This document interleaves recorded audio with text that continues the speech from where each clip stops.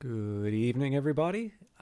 Just getting ready to load up Cyberpunk right now. I realize I'm starting fairly late, although I guess this is becoming closer to the regular start time for Cyberpunk. I'm back to a pretty intense period of time at work. I'm actually kind of setting myself up for a world of hurt, I feel like, because there is some work I want to do tonight after the stream. I don't know if I'm going to be able to do it, but I think my view on this is the problem. Hey, Lord Gloom, good to see you. You were doing seven. Is it 7 Days to Die tonight?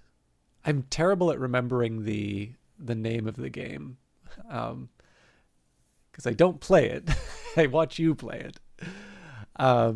But anyways, I will try to speak to your positive qualities when there's a little bit of a pulse in the audience. Very good to see you, though. I hope you are doing well, and happy Independence Day. But yeah, so I've got my work cut out for me in terms of work stuff. I'm going to try and get some of it done today. But my view on this sort of stuff is like, number one, where I can, I don't want to miss streams. Now, I will be upfront and say it is looking more likely than not I'm going to be missing some streams in August. In fact, I will go so far to say that maybe not the entirety of August, but definitely get ready for more days without streams than with streams.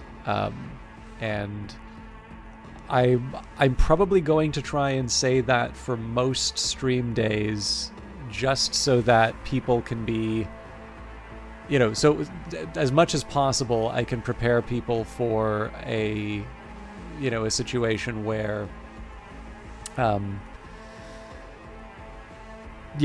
you're subbed, for instance, I don't know, the way Twitch does this isn't very good, right? Like if somebody were to decide, hey, I'm not going to stream anymore,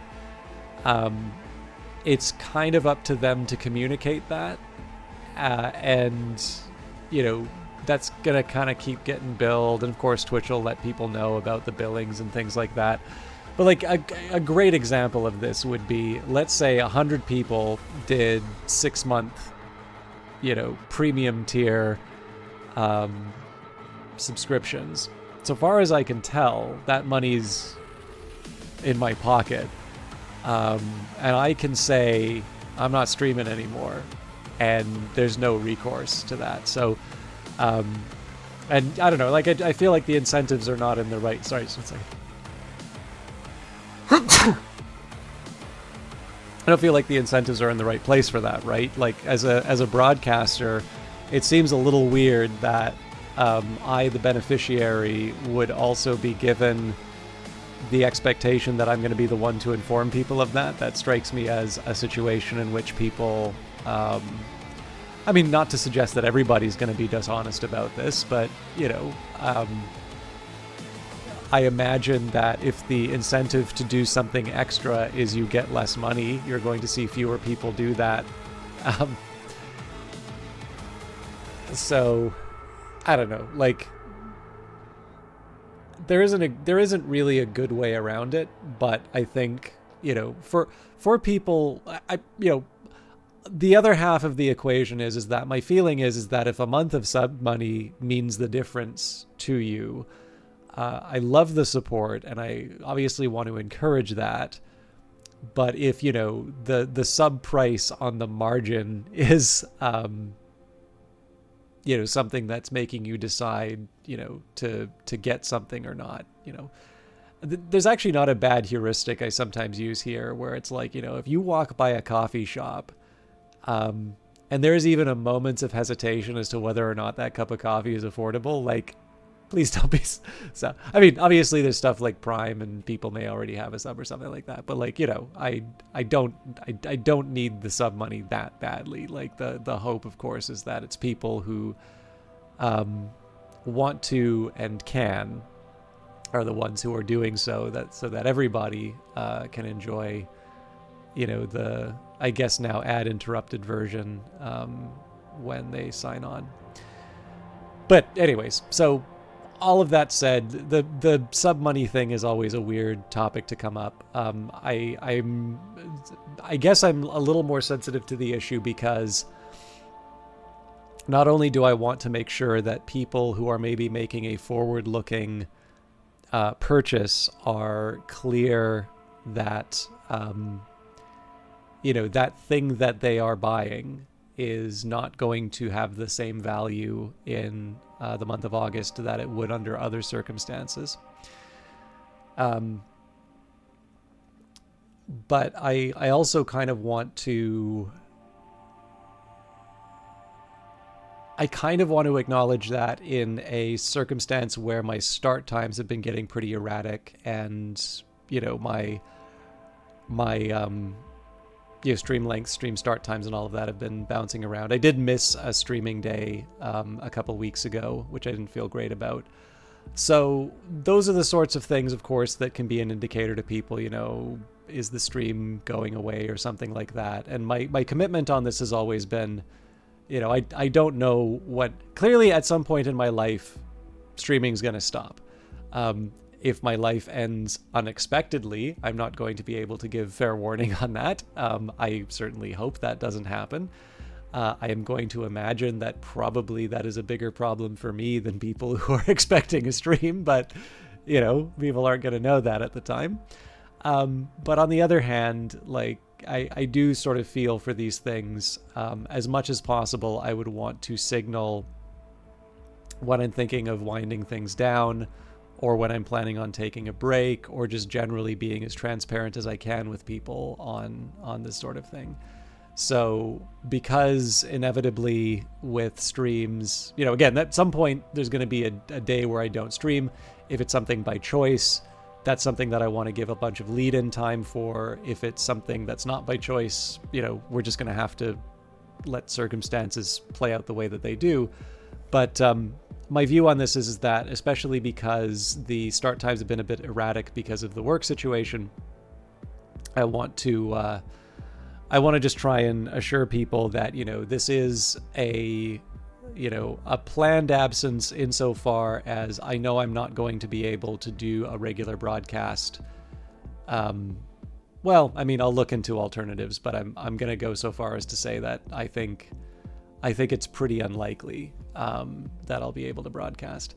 And I think it's useful to try and let people know. But I've said that a few times now, so let's jump into the game. So we're at the point now, I've done all of the side quests that I can. It turns out there's a few races in the game now that can be repeated infinitely, so I think I wasted a little too much time on that. But that's fine, it's fun. But yeah, so I'm going to follow the rogue line of the quest line, and what'll happen is as side quests open up, I'm going to prioritize those over main quest lines. But I think what we're going to do is we're going to try and follow rogue to a point where there's sort of a logical break in the story, and it makes sense to maybe follow up on some of these other stories. But otherwise, it's more of the same, although hopefully better. All right, looks like I have to call Hannah.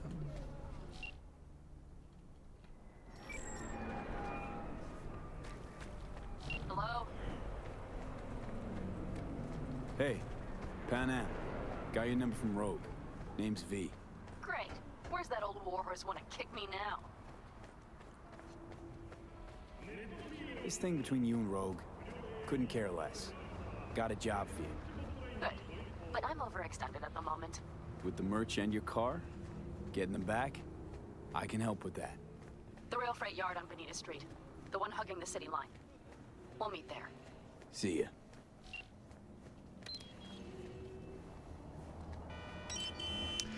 I feel like I need at least one session of Roach Race.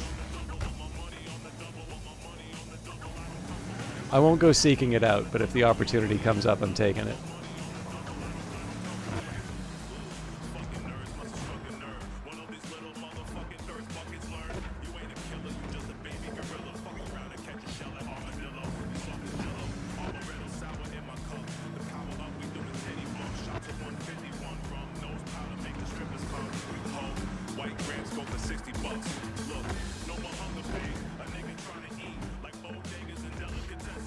Actually, one thing I do wish I did a little differently for this run, I really would have loved to spend some time with the core rulebook for Cyberpunk Red, or even one of the older ones for that matter. But I feel like Cyberpunk Red's going to be the closest to 2077. I think it takes place a few years, or maybe a couple decades actually, before 2077. But it's mostly just because we started the game over again for Phantom Liberty. That's sort of on the recommendation of CD Projekt Red with the release of the new DLC, which is fine. Like it doesn't, from a streaming perspective, the fact that I sort of was doing that, or I've so far been doing it only on Fridays, and trying to do it as comprehensively as I can. Obviously, that's going to be a recipe for a lot of episodes, and so giving up as much progress as we had is going to be a little bit of a hit in terms of overall, like, the pace of the run. How rude. Shouldn't I be able to... There we go. Hello, Underwater Monk. Yep, that's basically every Friday. Although, as I was just saying, one of the funny things about that is so I'd made some progress in Cyberpunk when it first came out, but sorry, need to murder some people.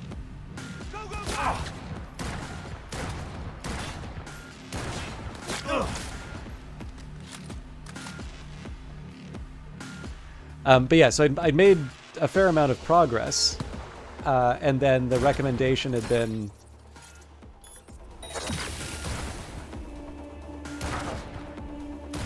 eliminate the target. kidding me.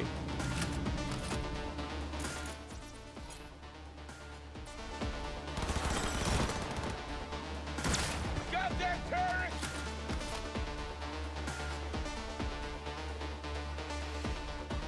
But yeah, so the recommendation when Phantom Liberty came out.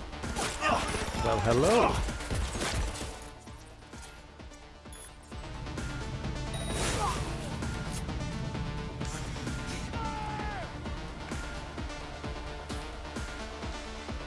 Fire! Fire!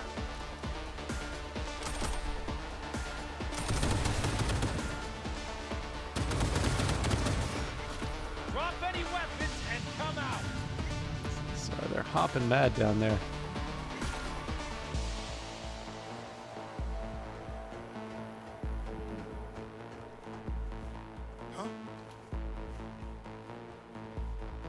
Biggest problem right now is I don't have any.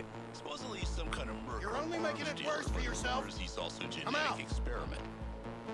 But hey, big nose. I don't have any eyes on what's going on here. I can hear them, but oh, this might give me a hand.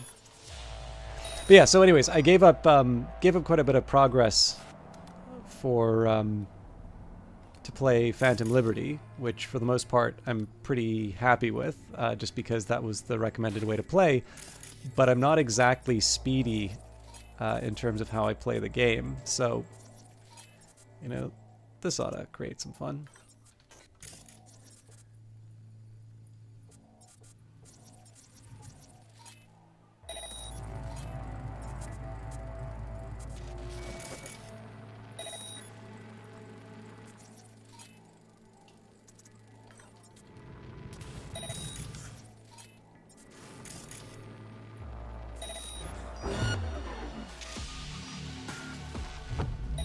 Some fucking psychopath threw himself at me.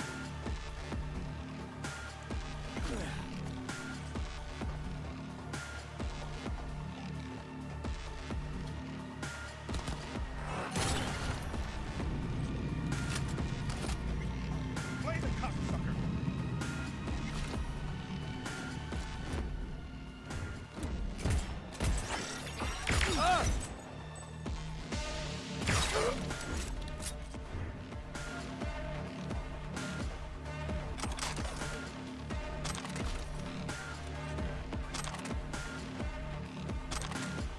I just need to find a good way down without getting hit.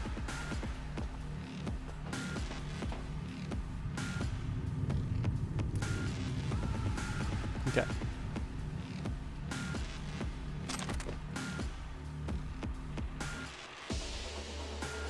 Oh. I could have a little fun with this, I think. Come on out. You're not in trouble.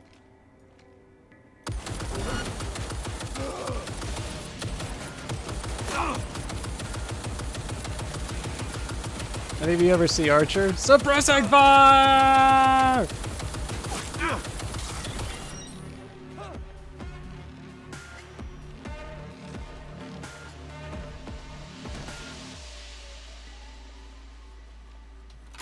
Get rid of this. Okay, but yeah, so I don't play the game quickly. Obviously that means there's a bunch of progress that's lost, but it is kind of a fun game to run around in.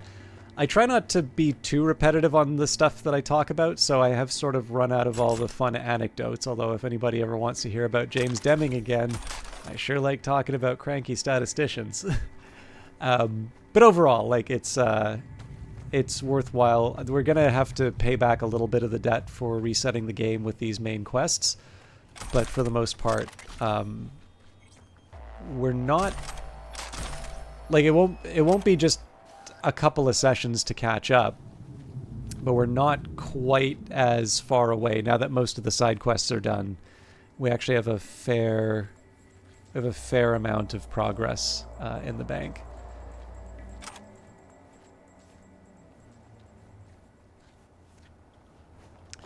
The real test is, will I be able to play all the Elder Scrolls games until before Elder Scrolls 6 comes out.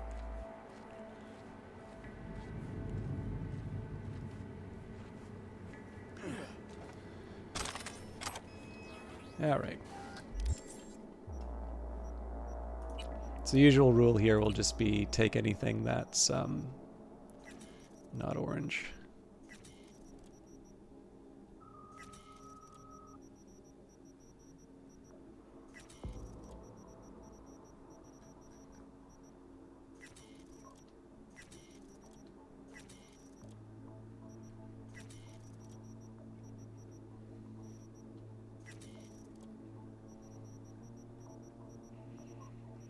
Slightly smarter thing would have been not to run the mouse over all of these and remove the little blue dots, so I'm also going to make sure we get rid of any duplicates.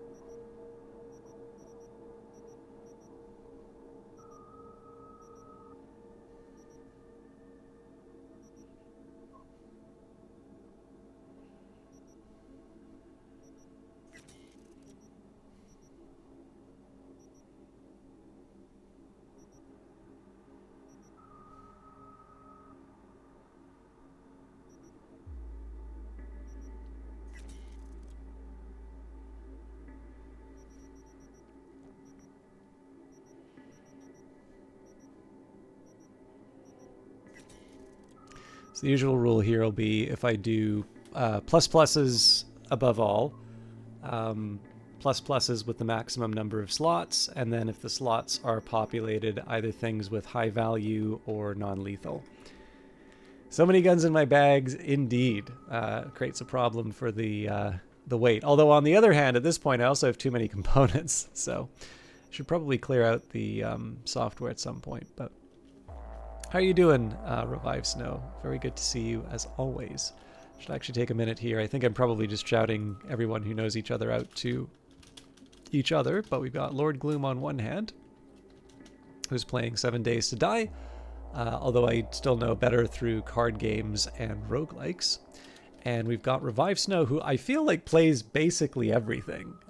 Given your love and progress through Grand Theft Auto 5, I would have said, like, oh, maybe you'd be good with Mind's Eye, but apparently Mind's Eye didn't inspire, didn't really inspire people, which is a shame. I was really hoping. It's just one of these things, right? When you hear, from what I had heard, Les Benzies maybe didn't leave on the best terms with Rockstar, and I think the thing for me is I don't feel a need to take a side in those kinds of disputes, but clearly when you have a situation where there is sort of top talent at a developer leaving, you ideally want to see them, do better, because that could imply that there's another sort of gaming entity that's created that'll now be producing hit. Like, in my view, we want the maximum number of hits in terms of gaming, right? That, that means that there's more games, more good games, and we all benefit from that.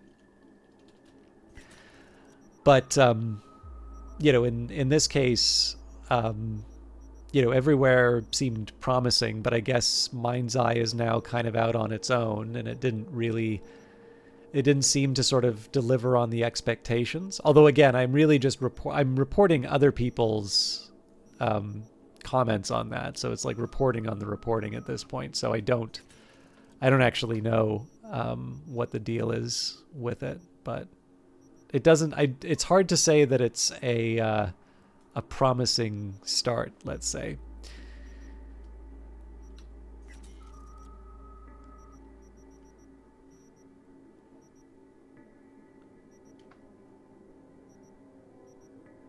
But all of that is to say, you do a wonderful job of surprising me in terms of the stuff that you play. It's all great, though. I think I say this a lot, but one of the things that really catches me about Revive Snow is not only do I find things that I maybe wasn't aware of on the channel, but the variety, like, obviously there's the name Variety Caster and things like that, but it's specifically the variety that I see and just how well those games get covered. I kind of feel like Revive Snow can probably play anything and make it quite fun. Whereas, for me, I realize my current batch of games has been a little bit off the beaten path, but like for me, I kind of feel like I'm limited to strategy, usually narrative heavy games, and every once in a while I'll throw in a Cyberpunk or something to throw people off. But oh, hang on, I didn't do the melee.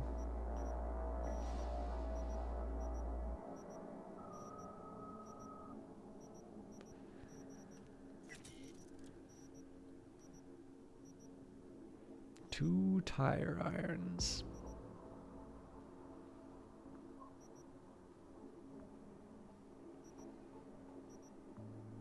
I prefer the stealth one.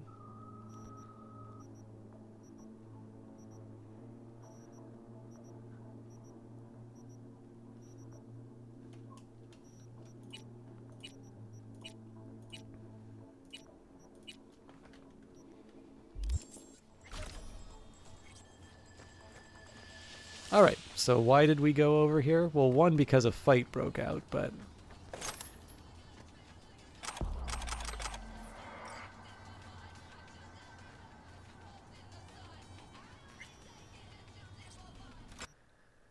Archive Conversation, Militech Officer 9482 and Martin Alito. 9482, Militech Officer 9482, reporting. Status, strikers not responding to orders. Give them a final warning. Done, no response. Workers continue to block the factory entrance. Requesting permission to open fire. Permission granted. Fire at will. On a related note, I got 2 books on Stalin today. Call to end illegal strike. Dear Mr. Alito, we will not be ending the strike. We ask you pass on our demand that Michael Caddick pay all remuneration due to his workers. Sincerely, Jacob Taylor. Dear employees, your boss, Michael Caddick, is now working with Militech and has requested the corporation's assistance in resolving the situation. This pursuant to Article 189 of Directive 2045-03-NC, Michael Caddick's factory is now the temporary property of Militech International Armaments. Effective immediately, the factory and adjacent property fall under Militech jurisdiction and shall remain so until the crisis is resolved to the satisfaction of all parties. With regards to the above, we would like to inform you of the following. 1. No union organization may announce a strike before the conclusion of the negotiation stage with Militech, i.e. the current strike shall be considered illegal. 2. Any cost to the employer that may arise from illegal strike activity shall be borne by the striking party. 3. Any employees of Michael Caddick's company refusing to end the strike will be considered terrorists and shall be treated accordingly. Sincerely, Martin Alito, Crisis Management Specialist.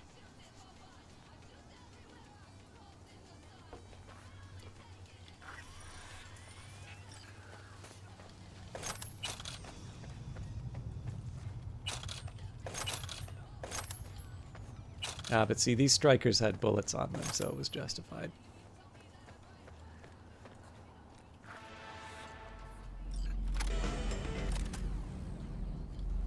I actually don't know what Cold Mirage is.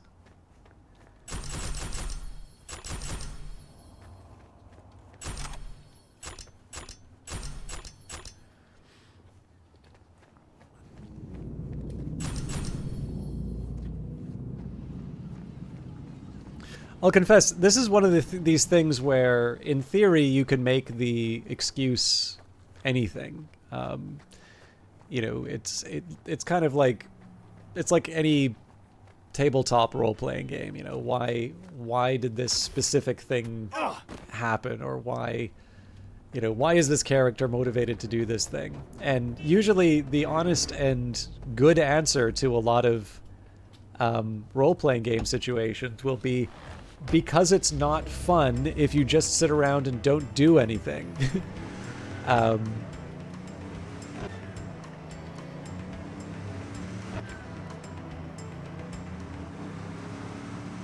So, but I do sometimes get interested when the game, this game in particular, takes the time to sort of work out the mechanics of, you know, how do, you know, the Pinkertons work in the Cyberpunk world, basically. Like, obviously, Militech isn't actually the Pinkertons, but the idea of breaking a strike by Militech sort of using its quasi-government status to be able to have their property declare, like, essentially just kind of do a handoff, change the labels. And the fact that this special status for Militech, in particular, gives them an ability to act in a certain way, creates a business line. And the fact that people aren't going to be able to do anything about it, or that there are potentially bigger political consequences. You know, they didn't necessarily have to motivate it, right? It could just be, you know, this is a grim future in which, you know, organized labor is crushed under the boot of the corporate powers. But it is actually kind of interesting to just have a little bit of flavor in terms of the mechanics of how Militech is able to act the way that it does.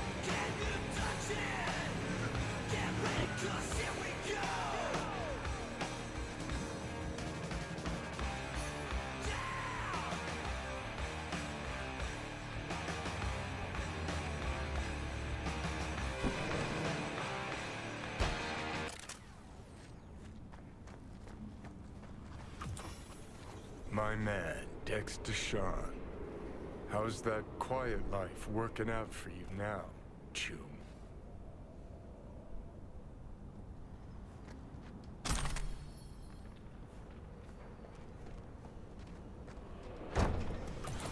Oh, fuck a dog doll. One thing I know like I know my own name.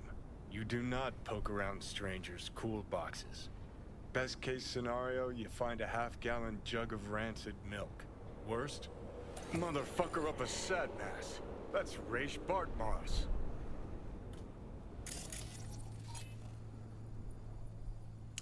Unplugged contains the rotting cable sprouting remains of Raish Bartmoss. The Bartmoss. Data crash rabbit Bartmoss. Guy who trashed the first net? Well, it wasn't his uncle. Yeah, him. I'd recognize that mug anywhere. Wanted posters all over town back in 2020. Public enemy number one, dead or alive. Half the city was on the hunt. Poor bastard. Ended up here as a dead rat in a cool box.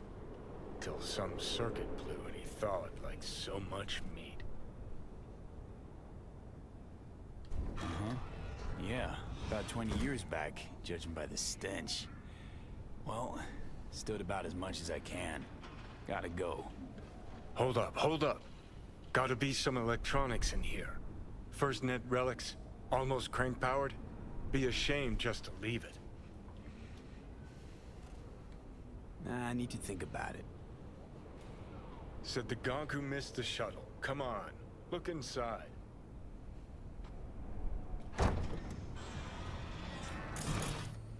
Well, well. An SGI Tech Elisla. It's best cyber deck in its class. See? Worth getting a little rot on your hands sometimes. Hey, just thinking. Cat at the Afterlife goes by Nix. Looked like somebody who'd know legacy tech. Chat him up, see what happens. Could end up pulling something from it.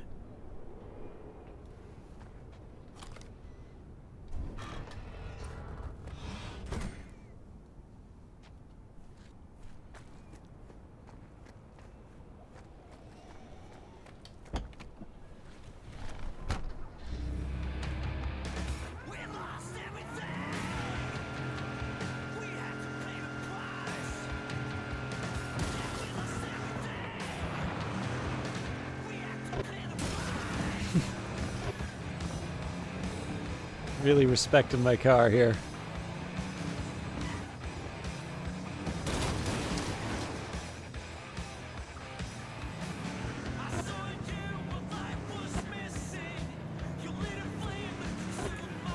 Obviously, I would have followed up on Panem, but I guess I did say I was going to do the side quests, so this is one that emerged.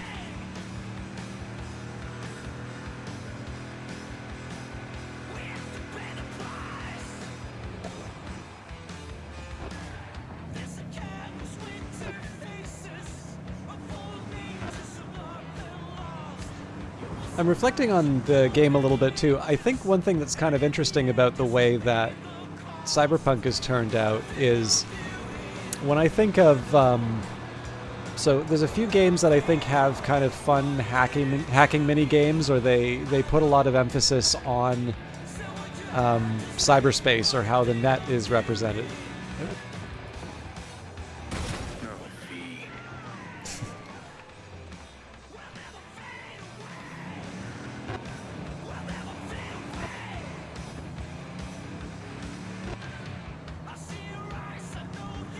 But basically, the I was talking about there's a Shadowrun adaptation for the Sega Genesis by the team that did the Starflight port, no less.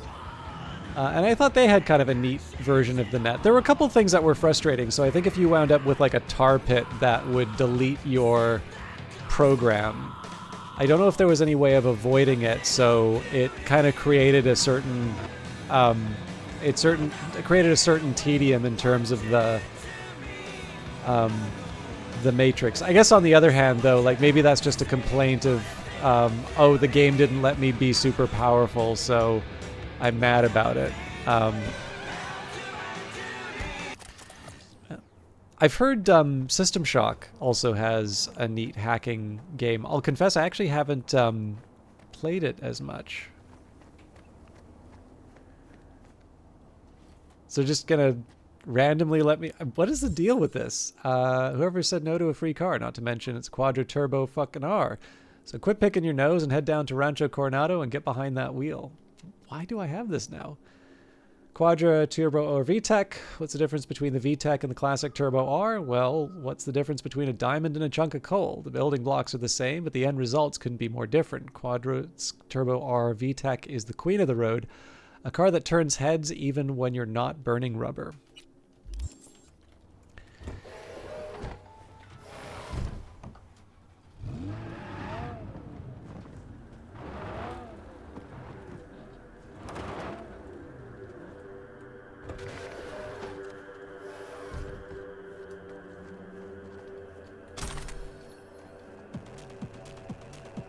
Oh, this sounds fun.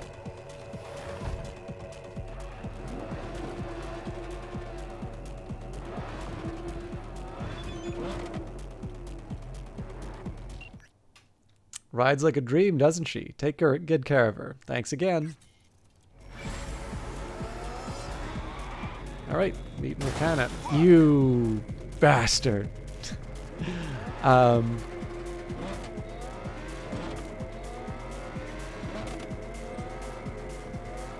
That's like right here.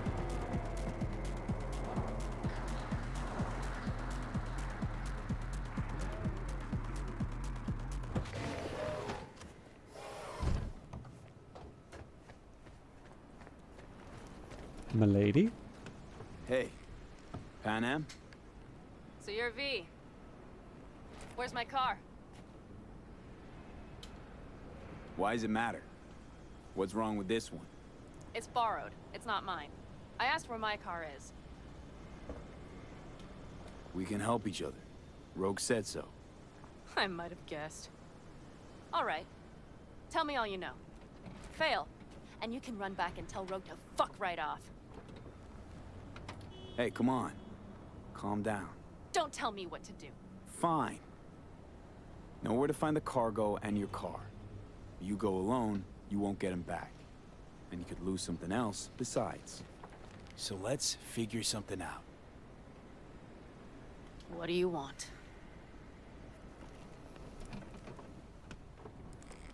Need to hit a Kang Tao transport. Won't be easy. Want to know I can count on you. Are you out of your goddamn mind? About you or the job. Kang Tao's AV route will take it over Jackson Plains.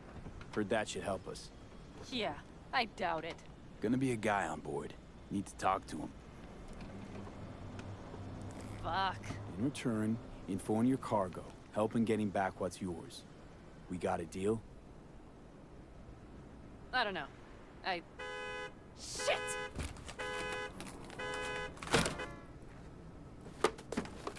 All right, deal. But if you want your thing done, we'll need to get my Thornton back first. So where is it? Thought this was mostly about the merch. Fuck the merch. With that ride, I can take any transport job in town. Without it, only thing I can move is pizza. Maybe. Car's in Rocky Ridge. You're supposed to know where that is. Car's there, goods are there. Nash, you dirt-eating bastard. I will strangle you. Nash a chummy yours? He hang you out to dry? Do not call him that. Fine. Partner. Former. If ever. The shift tricked me. He straight nipped my truck and the merch. Probably now aims to sell it off in Rocky Ridge. Is he ever going to be fucking disappointed? Rocky Ridge. Let's go. Hang on. I should think this through. Fuck. Yes. We'll need backup. We have one brief stop to make on the way. Want to tell me where? Give me a sec. I should call the client. Convince them to leave the bastard hanging. Going ahead with the deal behind Rogue's back. Brave, I guess. Or fucking dumber than a drum. Boz, hey. Nash is gonna pass you the merch in Rocky Ridge. The thing is, the motherfucker screwed me over. Boz, I will take care of it. I just need you to give me a chance. Boz, come on. How many times have I moved things for you? And how many times have I failed? You have my word. After dark? Okay. No, don't call off the meet. Just don't show up. I'll take care of everything. Do you even have to ask? Of course I will. Thanks, Boz. You won't regret this. Okay. I have bought us some time. Gave that meathead your word and he took it? Is that surprising? It's called having a reputation. You should try getting one of your own. Who the hell's Boz? Won't cause us any grief, I hope. Boz is a stand-up guy. 6th Street. You drive for Gangoons. Is that not allowed? Street punks need things moved. I need money like anyone else. So, where to now? The Aldecaldo camp. I need to see some of the old clan. Don't seem too excited. That's not your concern. I still have friends there. Any chance they might help us? In Rocky Ridge? That is the plan.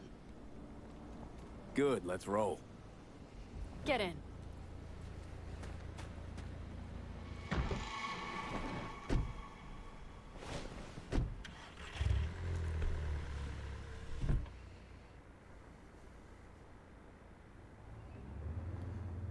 Nice ride. Lots of space. Practical. Say no more. Please. How the hell'd you land in this mess? I liked the color. The air freshener and booster seat came extra. You know I don't mean the car. What am I supposed to tell you?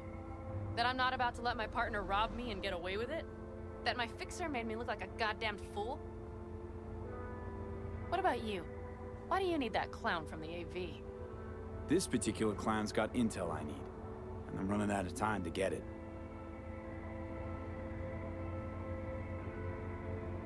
So why didn't she tell me she knew about Nash?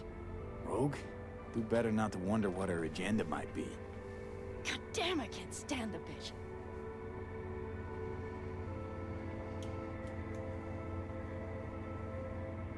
Rogue's queen of the afterlife. Plays her pawns as she pleases. Did you just call me a pawn? I got a good look at her. She rose to the top because she reads people. So what if she keeps things to herself? It's a skill in her profession. Well, I think she's a lying, manipulative bitch. She put me together with that Raffin. Did you know that? Wait, Nash is Raffin? Yes. He runs with the Wraiths, the largest Raffin group in the area. You know about them, right? Mm-hmm. Nomads tossed out of clans. Yes, mostly. Nomads don't banish their own without a reason. So think murderers, rapists, freaks. They gather in teams, sometimes form actual gangs. Most of them are wanted and have warrants on their heads. Shit. And that bitch had me working with scum like that. Wait, Nash is Raffin? You Yes. just said that, yeah. He runs with the Wraiths, the largest Raffin group in the area. You know about them, right? Mm-hmm. Nomads tossed out of clans. Yes, mostly. Nomads don't banish their own without a reason. So think murderers, rapists, freaks. They gather in teams, sometimes form actual gangs. Most of them are wanted and have warrants on their heads. Shit. And that bitch had me working with scum like that.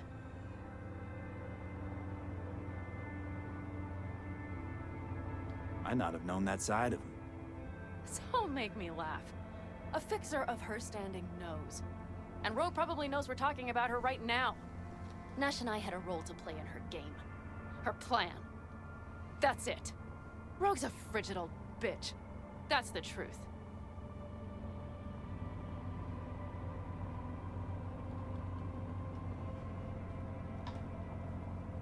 So the thing I was trying to say, actually, we're probably going to get to the camp really soon, but Okay, we're almost there. Yeah. We'll gather my guys, then ride to Rocky Ridge.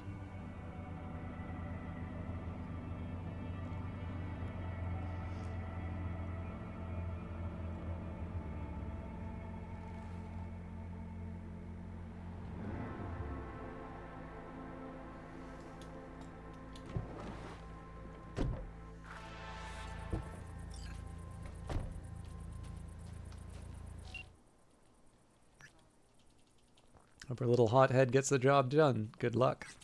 Well, would you look what the cat dragged in? Is that a ghost or is it just my hangover? Fuck you too. Mm-hmm. And who's this? My babysitter. V, this is Scorpion. Mitch. Two old friends. One might not have needed a babysitter if you hadn't lost the merch and the car. Shut it, V. Are you kidding? Did that beauty Thornton of yours finally bite it? She rode it to death in Old Night City. Nah, it got klept. Shit. Who dared? It doesn't matter. I'll get her back. That's why I'm here.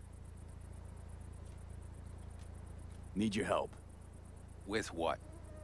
What's this about? Raffin screwed Pan Am. Plan is to show them that was a bad idea. How bad did they get you? Bad enough to make me sit quietly through all your bullshit. You know, we would do anything for you, sister. But now?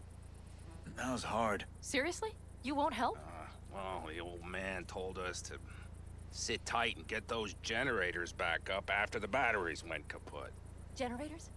You won't help because of some goddamn generators? Is this another joke? We'll manage without them. Shut it. Didn't actually want to do that, Don't but be a dick, Mitch. Help me. Not this time. We're needed here. Fuck. I don't believe this. So you'll stay put because Saul told you to. You couldn't care less about me. Pan Am. This isn't about Saul. It's about the clan. You know that. Listen, we can't leave camp. No chance. But Saul never said a thing about gear. Okay. Well, I'll need that rifle of yours. And some of my own stuff. Take whatever you want. And take care of yourself out there. Yeah. Thanks, guys. I'll grab the gear, then be out of your hair. Looks like you're stuck with me. Mm-hmm. You disappointed? I don't know. Maybe a little, yes.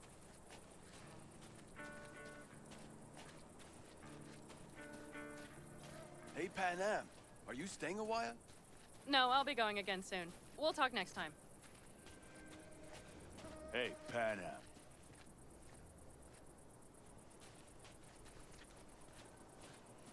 Have you brought someone new? Does Saul know? Not your concern, friend.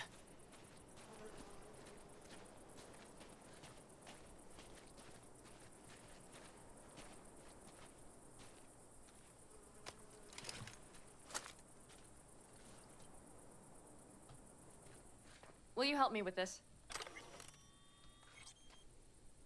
What's inside? A few odds and ends that should be useful. Take it.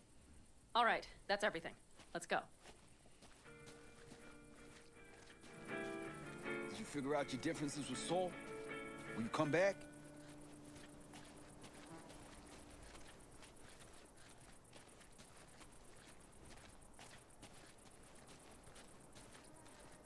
Pan Am, you'll stop by later, right, honey? Next time, Ellie. I promise.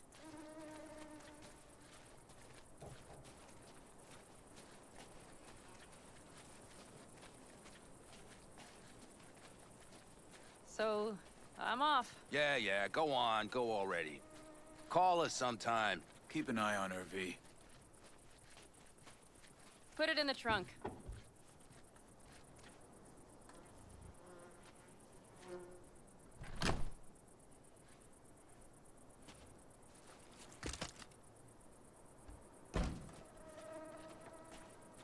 We can go.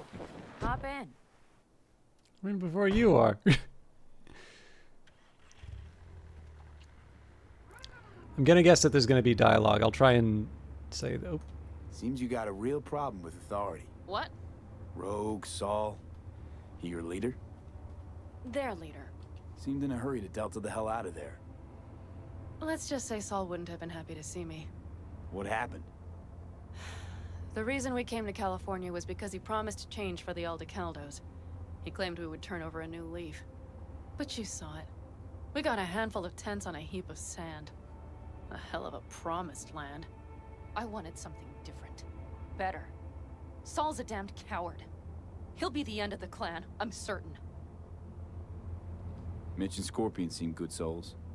The best friends a girl could ask for. I'd stay in the camp too if I were in their shoes. Fuck Saul and his generators, of course. Yet the clan comes first. But I'm not part of it anymore. Still treated you like you're one of them. They care about you. Mm-hmm. Do you have anyone you would call close? Haven't been so lucky. I see. Were those two in the army? Scorpion Mitch? Yeah, Panzer boys. They were on contract during the last war. Panzer boys. Flew those huge transporters. Scorpion piloted. Mitch ran security. They both got some kick-ass combat implants and a stack of really fucked up nightmares. So Rocky Ridge. empty, dusty hole in the middle of bumfuck nowhere, I heard. Natives either moved to Night City or just got the hell out. Then you know almost all there is to know. The whole area was waiting on a new interstate extension. It was supposed to breathe new life into the town. It didn't happen, of course. How many ghost towns you think are there? Hundreds? Countrywide? Thousands. I drove down I-80 the other day. All you have to do is pull over after sundown. It's quiet then. And you hear it. What's that? The wind whistling through boarded-up windows. Tumbleweeds scratching across dry, sandy tracks. That's how towns die. Not with a bang, but with whispers and whimpers.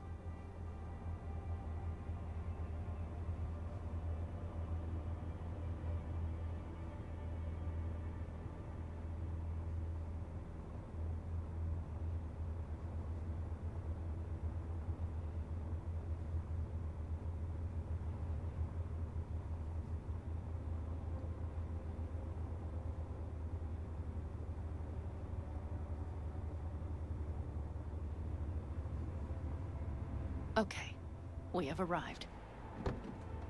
What do we do? We get ready to greet the Raffins, and we've little time for that. We'll need to improvise. We should scout first, to look for anything that might be useful.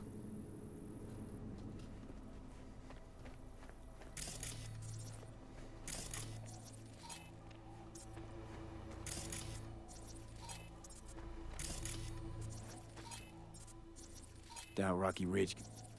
Be any day. Everything's down. Nothing works here.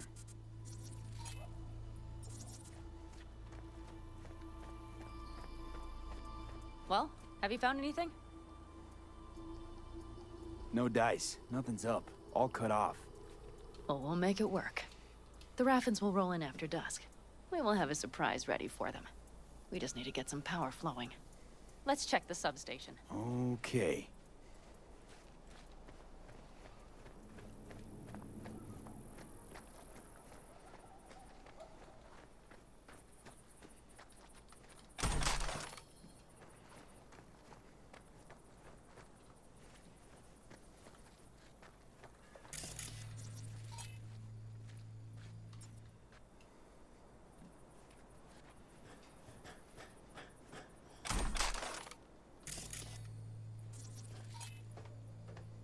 Found the breakers, but there's no juice on them.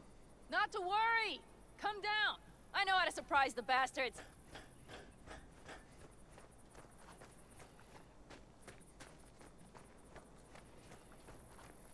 Right. So, the intersection is powered from that transformer substation, right? The switchgear on the roof. We'll flip the switch there and everything will light up like Christmas. Understood? Fine idea. Let's get us some power. I'll look around for access points. Great. They're likely to show up in numbers. We can't know how many. We need to outfox them, then get to my car somehow. Relax. Got a few ideas. I'll try to play a little game with them at the intersection. Hell yes. Perfect. As soon as they see the lights, they'll have to check who, why, and how. Nova. Yep. First we start up the control terminal below. The gear on the roof is a hunk of junk without it. Come on, we'll give it a boost from the car battery. That should do the trick. Wait for me by the substation. I'll bring the car around.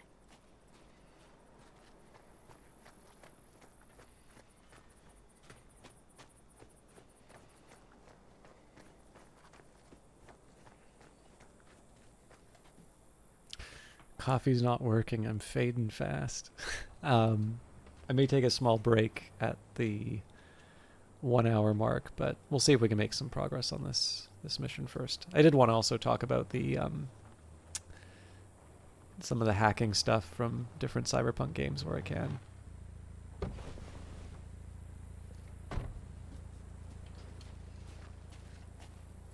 The panel looks to be in good shape. I'll make a bypass circuit to the power supply. That should do it. We'll just have to get it up and running. Grab the jumper cables from the trunk. We'll boost it from the car battery.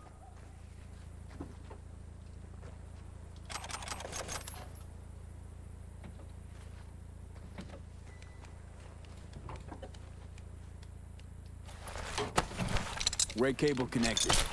Give me a moment. I need to hook everything up here. And done. Now the Black Rattler.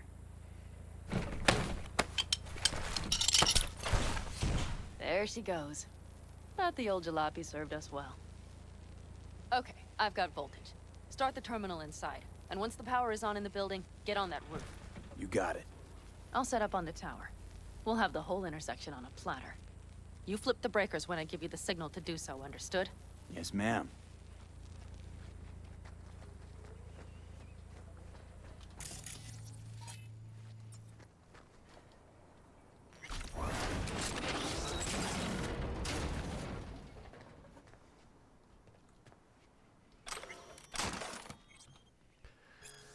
Eradicator user manual. Dear user, as you know, rats, Rattus norvegicus, are the prime carriers of dangerous diseases. The Eradicator lets you deal with these lethal pests quickly and effectively. The Eradicator contains explosives mixed with poison and trace amounts of radioactive material.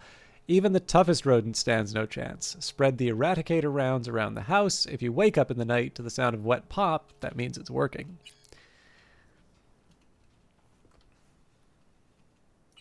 Switchgear's got power. Prime. We'll have some fun at the intersection. Let's get into position.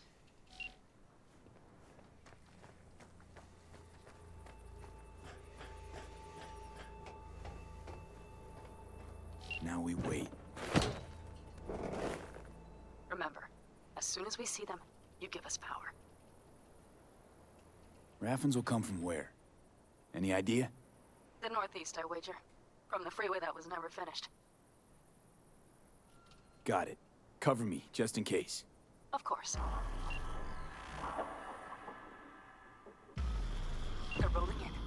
In my thorn. You see her? Really, really hard to miss. Let's take them by surprise. Let's try to do this quietly. If anything happens, I'll start picking them off. Sound good? Sounds great.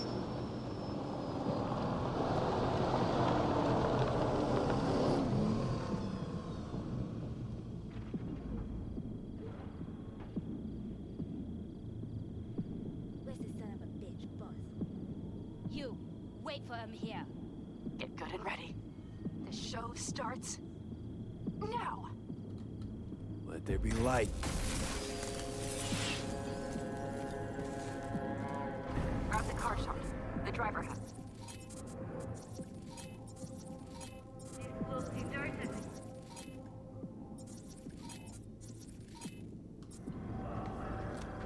Look for the girl with the mohawk. Colorful bunch. Look around. No surprise. That was one I missed.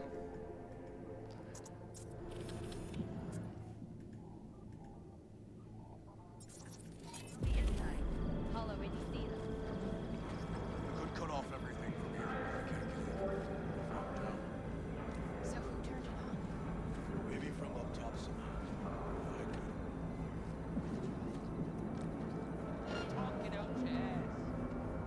I'm not, I'm telling you. Think everybody just packed up and set out? Almost shut the whole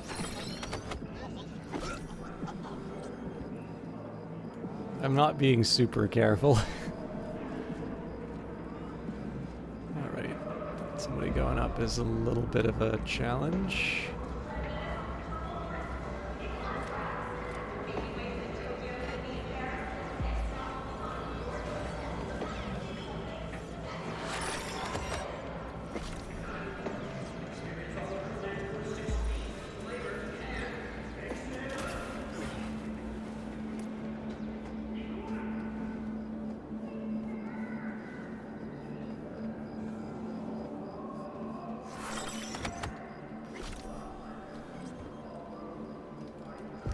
Chances are I'm not going to be able to come back up here, so...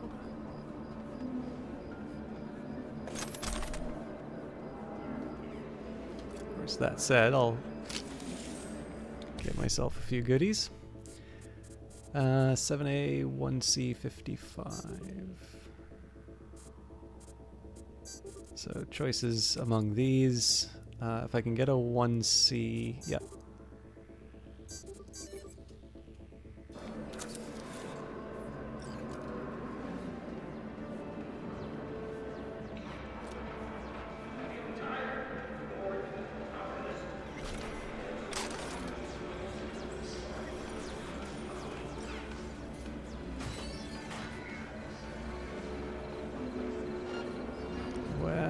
nuts. I do have the short circuit as an option if I need it.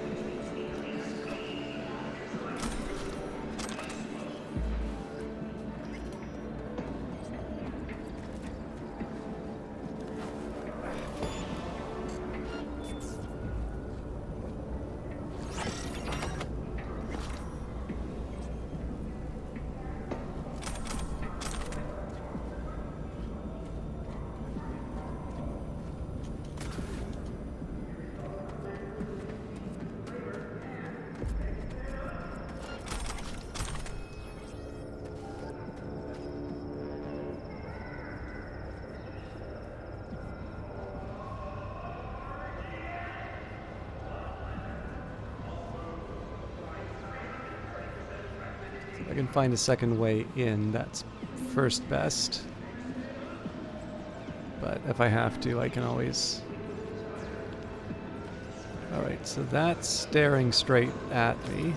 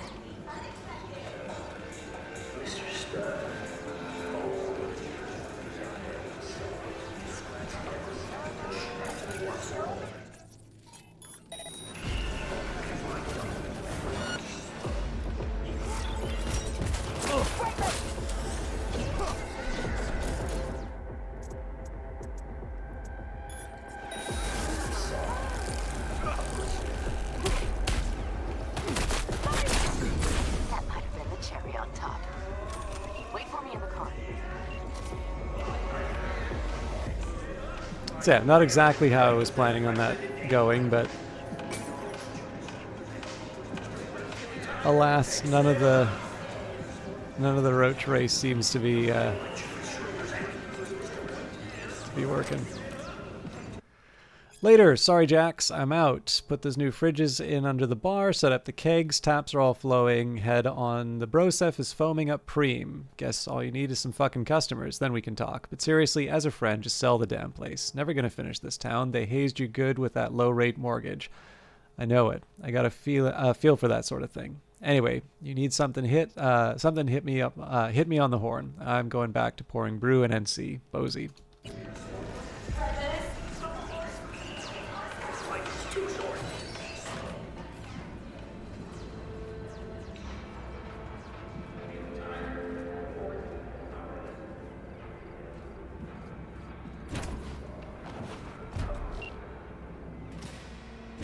Move. I'll take the wheel. There. Couldn't wait another minute, could you?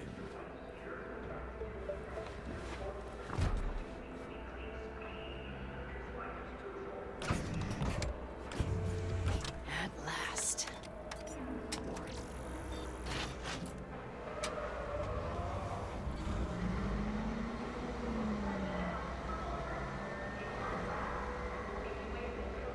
And?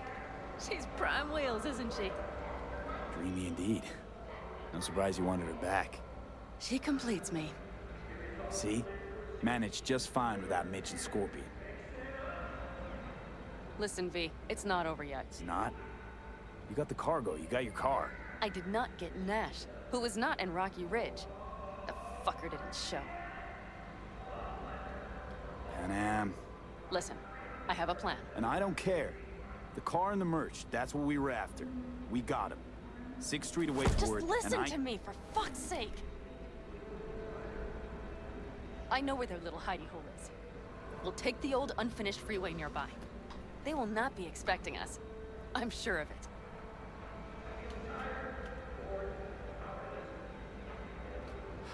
All right, so where's this hideout? A hop and skip away. Thanks, V. What Nash did. I placed my trust in him. He was the first person I worked with after leaving the Aldecaldos, after I came to Night City. And I granted him my trust. I get it. Know how you feel. Had someone betray me just like that once. And did you make them pay? Never got the chance. Someone else got to him first. But if they hadn't, would you have done it? There's one thing I've learned in Night City. It's that sometimes revenge is not sweet. Always stand to lose more than you might gain. I don't think I'll ever play by Night City rules.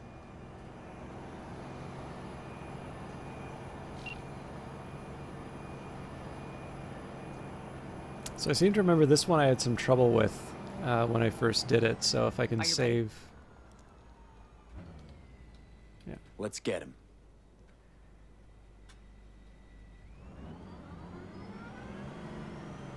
I think I have to get out of the car, but I want to make sure that I save right away. I should be a little bit better at the combat this time around, but still not bad to prepare.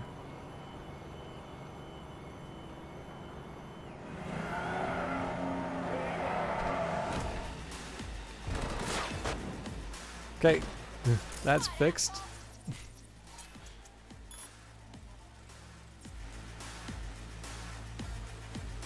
Yeah, I should probably paint the targets while I can.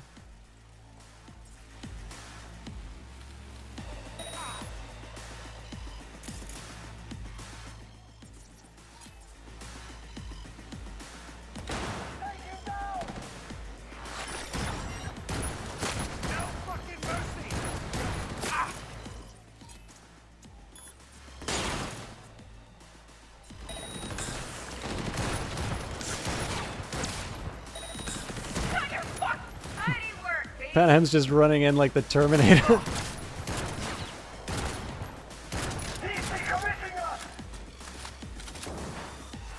Let's get him. Watch it! Bastards coming in from the other side!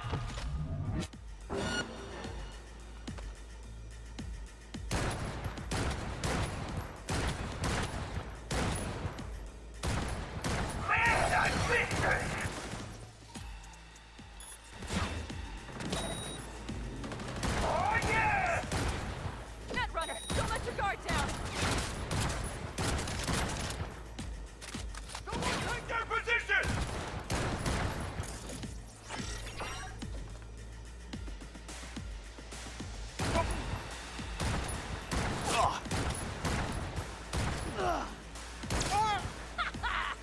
Fucking right!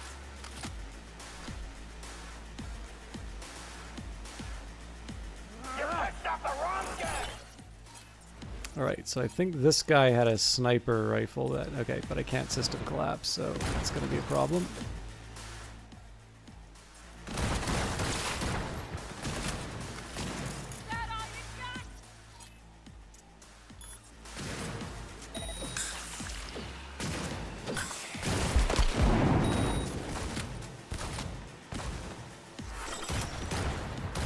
Reloading, cover me! Oh yeah!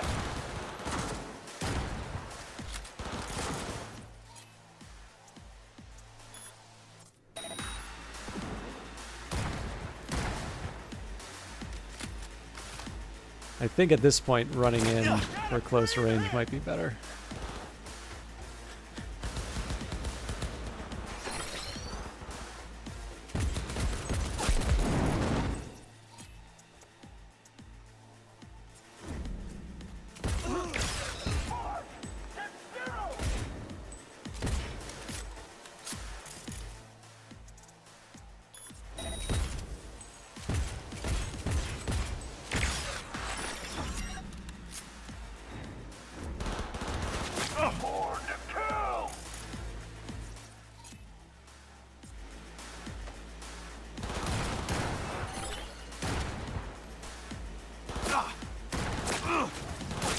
Someone take their position!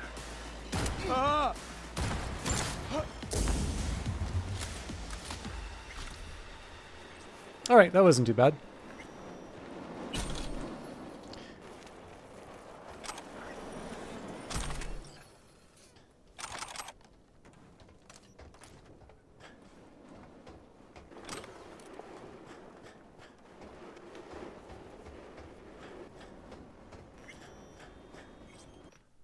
Aldecaldo's, Pan Am Palmer.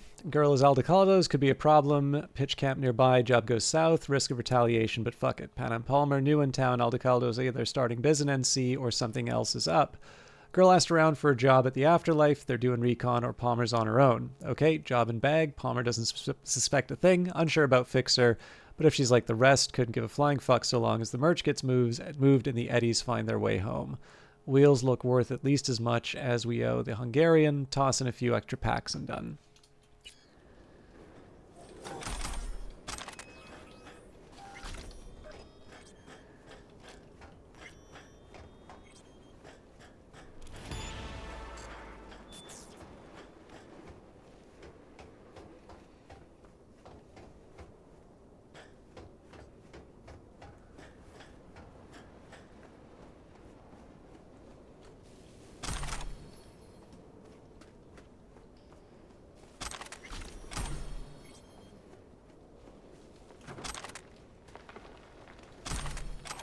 I'm sure we're going to get a wait warning.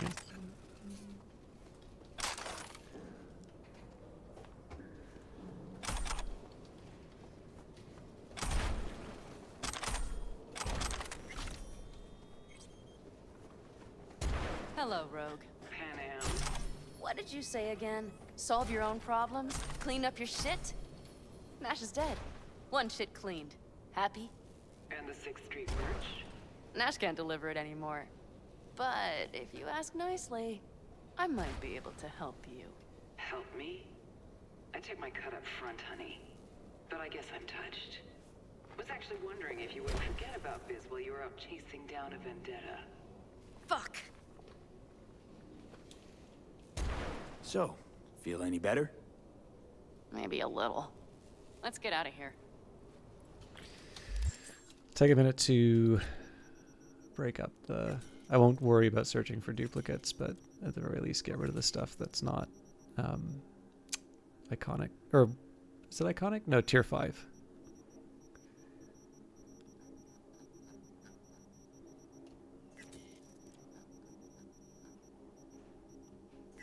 So obviously with a patch, you never know if there's been sort of a rebalancing of some of the stuff. It's entirely possible I was underleveled when I first did this, but I remember it took me quite a few rounds, I think in large part due to the sniper rifle. But in fairness, I'm also like max level and I've got a bunch of cyberware, so I wouldn't rule out the possibility that I'm not any better at the game. I just happen to have more stuff to equip my character.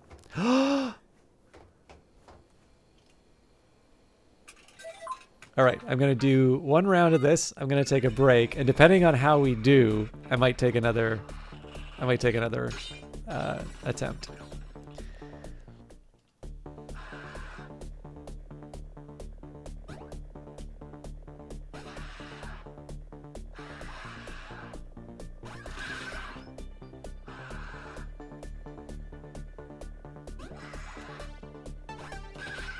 That was a silly risk I took. Mind you, it's early, so I suppose that's the time to do it. I also forgot what total I need, but we're certainly nowhere near it.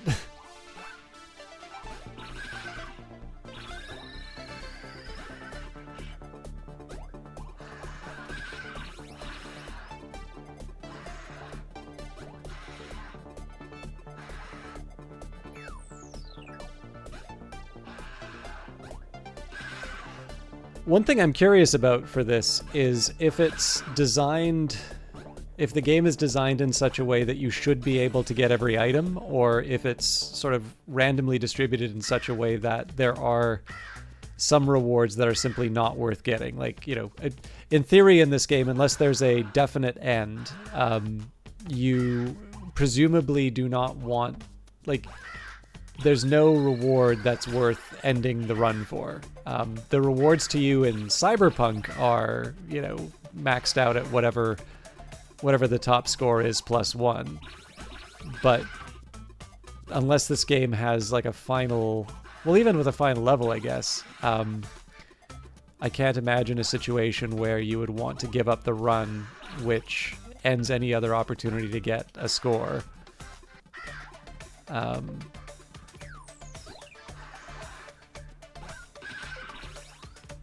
For something that gives you 10. I guess the way the counter's going up, maybe in the final 10 seconds of the game, if there was a last, or 20 seconds of the game, if there was a, an apple.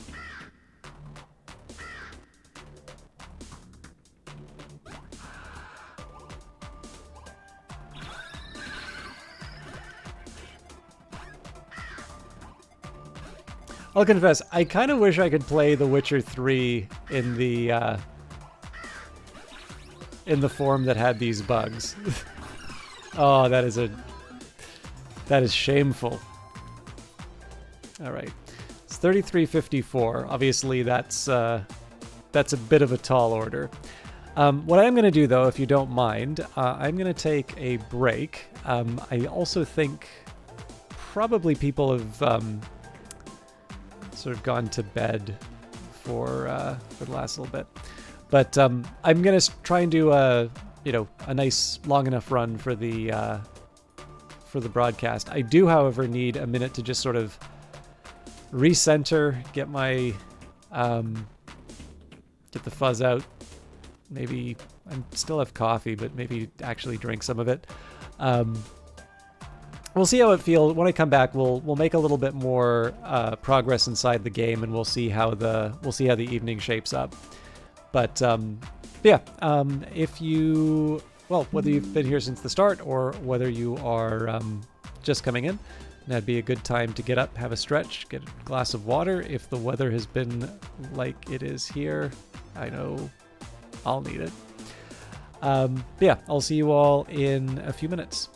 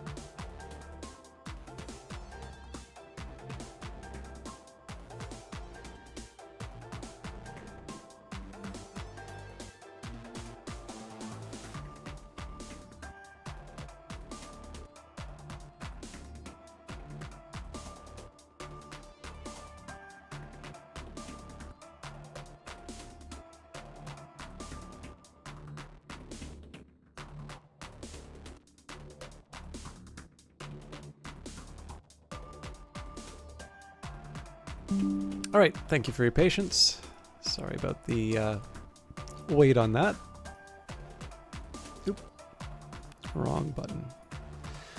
Okay, that was a terrible run with Roach Race, but I think we have time to do at least one more. So that's what I'll do.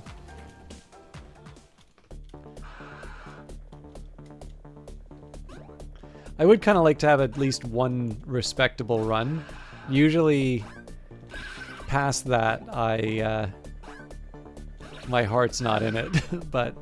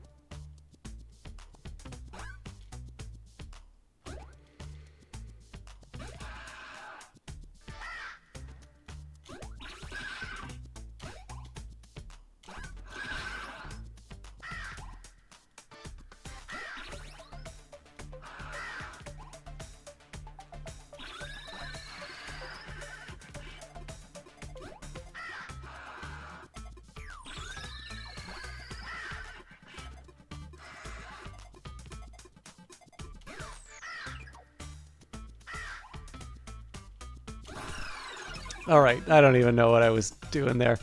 I think I'm going to do one more, but it also occurs to me that me just playing this in silence is probably not going to spark joy for anyone, so we'll do one more try. I guess no promises one way or the other, but I have a feeling if I blow it, I'll just say I'm not feeling it today, and we'll move on. Maybe we'll try it later on in the evening, but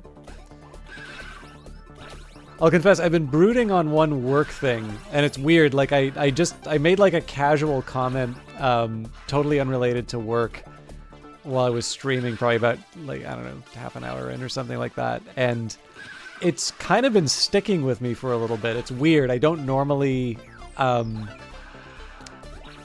that stuff doesn't normally come up in streaming so much, but I'll confess, it's sort of thrown off the, it's thrown off the stream a little bit for me, and I'm trying not to let it do that. One of the drawbacks is, you know, when the game has a lot of dialogue like it has so far, that can be a mixed bag, right? Like, sometimes you just want to let the game speak for itself, but on the other hand, that means there's those periods of extended silence. And I think one of the drawbacks are that when I get to that point, if there are those opportunities to sort of have, I don't know, a sign of life or something in terms of a, you know, a response or a quick comment or whatever, I sort of feel like if I've got something else going on, I'm not as quick to notice those openings, and so it kind of creates the dead atmosphere that I sort of feel has been overhanging the streaming a little bit. So I do apologize.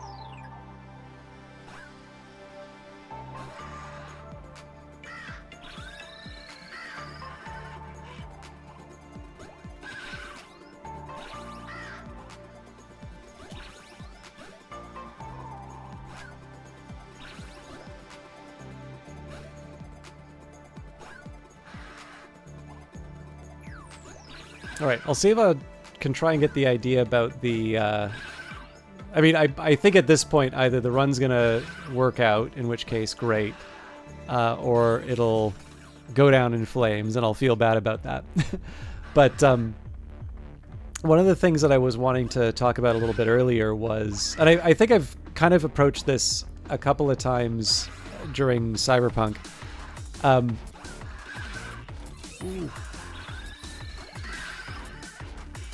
But one of the things, at least in terms of the games that do cyberspace, at least in sort of a fun or interesting way as far as I can tell, for myself at least, they've usually had it as some kind of a space, which I think is appropriate for a cyberpunk setting, because in the case of, well, this I've definitely said before, but you know, that original inspiration for William Gibson's Neuromancer, where he's seeing someone with like a Walkman playing an arcade machine and having this really distinct feeling that if the player could sort of transport themselves into the arcade cabinet, they would. So, you know, sometimes these are like other versions of combat minigames. Sometimes they are sort of this abstraction of how a computer works, but you know, trying to give a set of mechanics like a maze or like a whoa, oh, that almost went bad. Oh,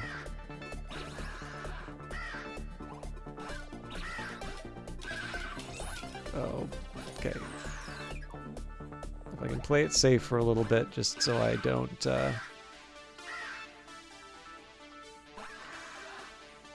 We're not like at a point where I'm like, okay, I've got the top score, but if I don't do anything stupid for the next little bit, I'll be in a much safer spot. Okay. So like obviously I'm playing it a little more safe in terms of not taking those opportunities. There may be sort of a longer term penalty that I pay for that. No! Oh well. That's definitely not the closest that we've gotten before.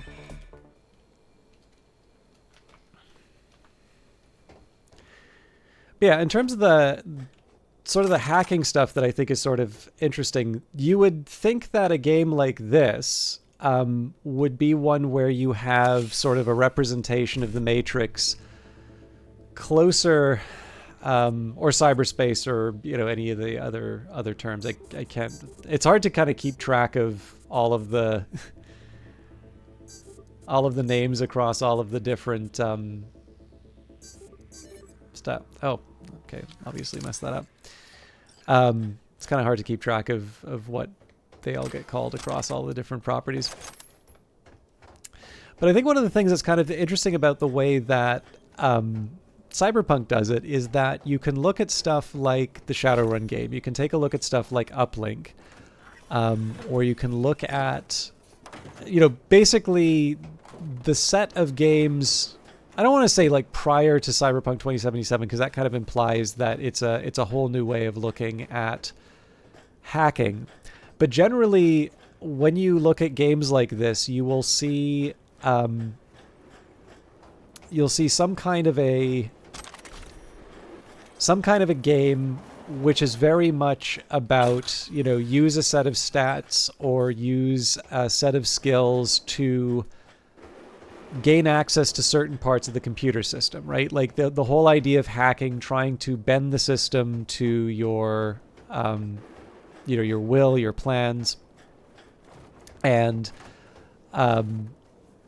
you know, they sort of represent that the way that it's represented in the stories, by making it an actual place where you're performing certain actions. I'm just going to go to the journal page for that. And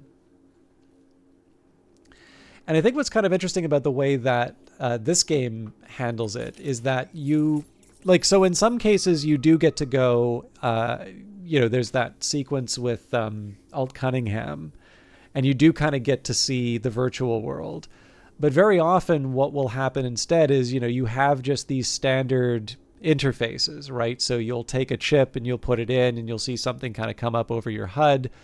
And a lot of the interactions and a lot of the hacking is more about sort of like very real time and things sort of within reach. Now, as a practical point of view, this overcomes one of the problems that can sometimes come up. At least I've heard this complaint about some types of sort of cyberpunkish games, which is that the decker is never really facing any danger, that a good majority of the problems that they're faced by you can solve by unplugging your computer and running. And, that may not make you popular with the party when things go sideways, but, that's, if you're trying to save yourself, maybe that kind of worry is secondary. Everybody else can roll up new characters.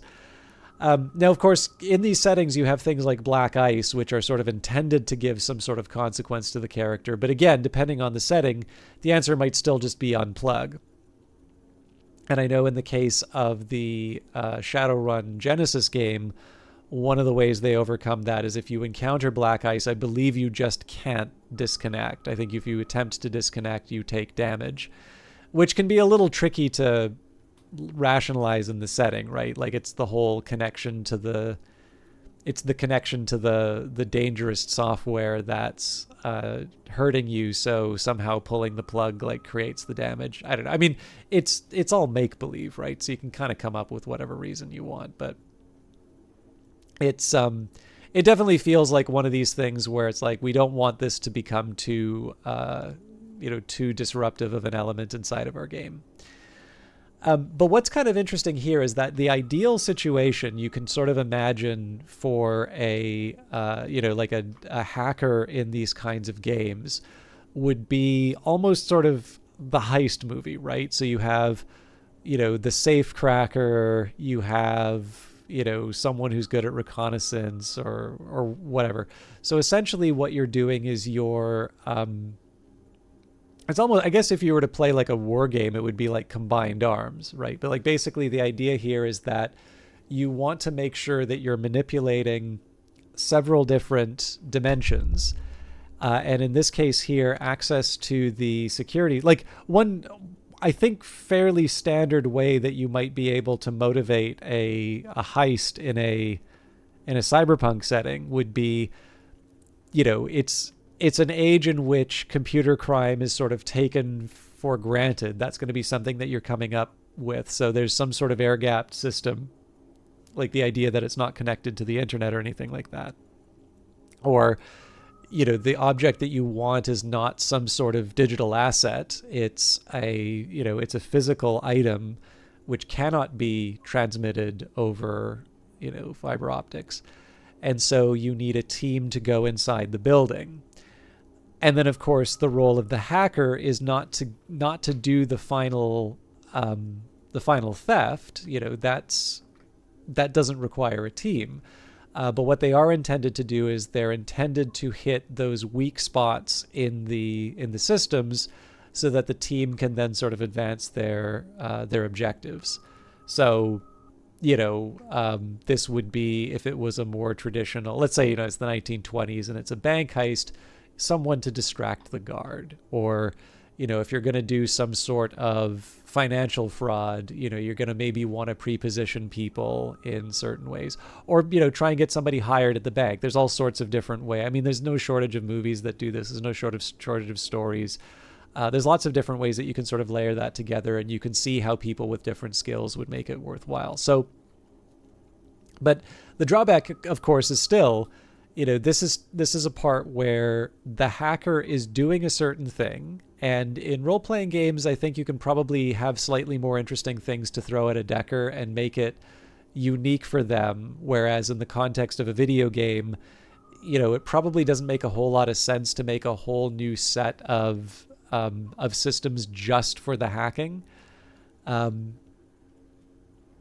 But it does, I guess the thing is that when you're playing a game that's cyberpunk, and this, the virtual world, the world of ideas, is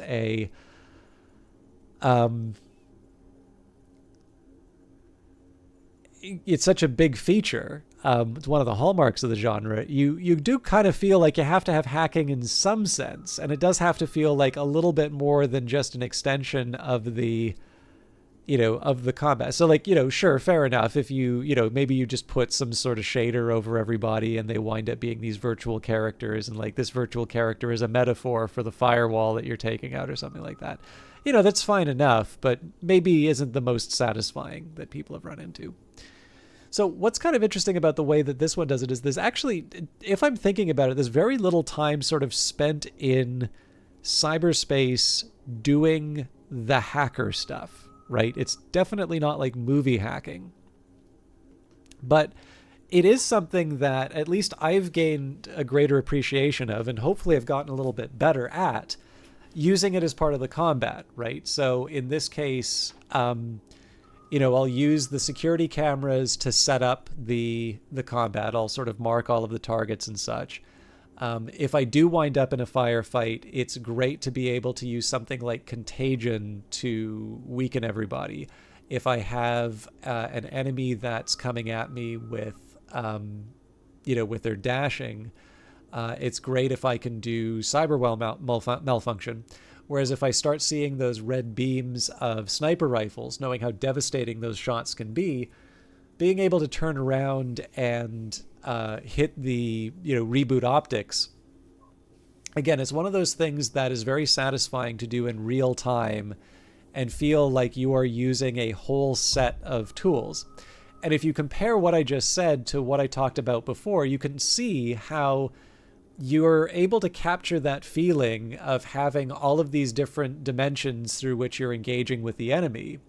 But in this case, it's in a much shorter time period. So it's not, I'm going to go and disable the locks, and then I'm going to monitor the, monitor the systems to make sure that, the sysadmin isn't paying attention or what have you. In this case here, it's very directly, okay, this guy's got a gun pointed at me and I have a fraction of a second to disable their optics. Otherwise, I'm going to be the one who gets shot. And obviously, there's the slowdown that happens just so you can actually make that stuff turn out. But particularly when it starts involving the environment, I actually think it's a really neat way that they've sort of handled that in terms of the game and matching it to the setting. And of course, it is also appropriate because it's a very different kind of world. In this case, it's one in which these connections are pervasive. And, it's maybe a little bit different from what I've talked about in terms of something like Neuromancer, where you have somebody who's sort of following in the footsteps of William S. Burroughs, and sort of you've got, like I said, the hacker and cyberspace are like perfect things for writers to talk about because, they live in it's literally going into the world of ideas. The Maverick with, strange ways of looking at the world. The hacker figure breaking the rules. It's very clear to see why specifically those types of writers that gave us the original Cyberpunk stories created these types of characters and these types of worlds. And of course, that's leaving aside all of the, the conditions of the world in which that was written. But in this case here, just this, the fact that the technology is integrated into us, it's kind of interesting to see that the way that Cyberpunk 2077 handles the hacking is not a whole lot of breaking down systems, but rather, I'm doing these very quick hacks to achieve, tactical objectives, as opposed to sort of what you'd maybe imagine. Like, so I guess one thing I'd sort of imagine that Arasaka is doing to Militech or something like that would be just a team of hackers that are constantly probing the corporate networks to try and find some sort of weakness, or to have somebody working, extremely hard to try and find that one exploit to sort of move in and, take, just somehow break down a system. I don't really know. I don't know computing well enough to know how secure any given system is. I have a feeling that if somebody were to try and take out my personal machines, it would not be very difficult to do so. But then I'd lose stuff of like sentimental value, but I don't have too much. Like on this machine, it's one that I've already had to replace the hard drive for. So I've got games on here, I've got saves on here. That's kind of it. But yeah, I've just generally kind of operated on the assumption that a sufficiently motivated individual would somehow be able to break into the computer. And that's just largely because, I keep hearing about processor level like exploits, and I don't know if that means you just need to buy a new processor. But the thing is I also assume that requires a lot of time and motivation, and I'm just simply not an interesting enough person to do that. I could see a rival corporation like Arasaka trying to take down Militech would actually see value in hiring multiple very expensive people to only focus on those networks. The same way Militech presumably would be defending those networks. But again, that I think would be an interesting story, but you could see that as being more of a strategic war game as opposed to a game like Cyberpunk where everything's sort of happening in real time. Again, I don't know that much about how this stuff works, but I don't know if you have some kind of cybersecurity incident, are you talking about response times of minutes, or are you talking about, somebody was trying to set something up for a month and you found it and ruined it? Cold bitch that broke.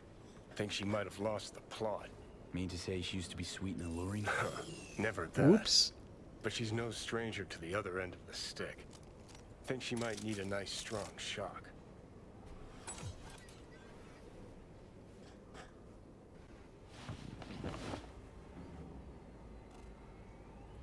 Anyway, all of that to say, Hey, boss. Got your cargo. No fast ones. Come on, let's meet. Sunset Motel. I know you're not kidding. I'm certain to be there. Okay, I arranged our meeting. Let's do the deal and start working on Hellman. Agreed? 6th Street not likely to pull anything. I've driven for them before. Never had them do anything strange. I'm hoping they know what's good for business. Sunset Motel, what's that? A safe spot. It's not far from here. Should be fun.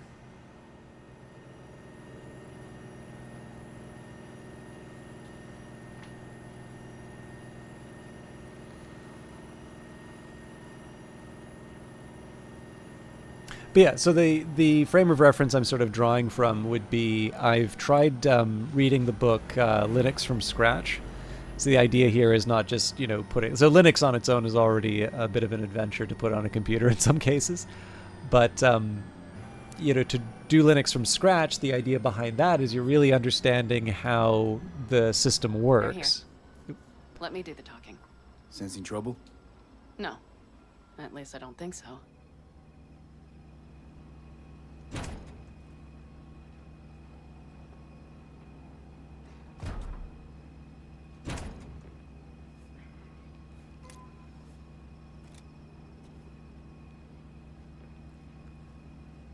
Hey, boss. Panam! How's Nash? Doesn't seem to be answering his phone. Don't call him anymore. There's no need. You got balls, girl. What's this?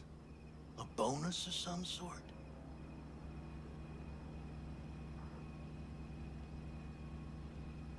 A partner. There. First class merch. Mm-hmm.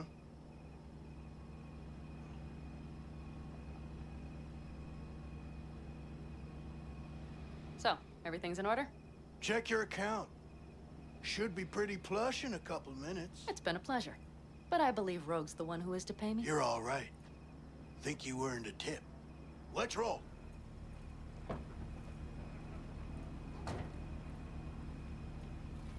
That went well. Come on. Let's get a drink.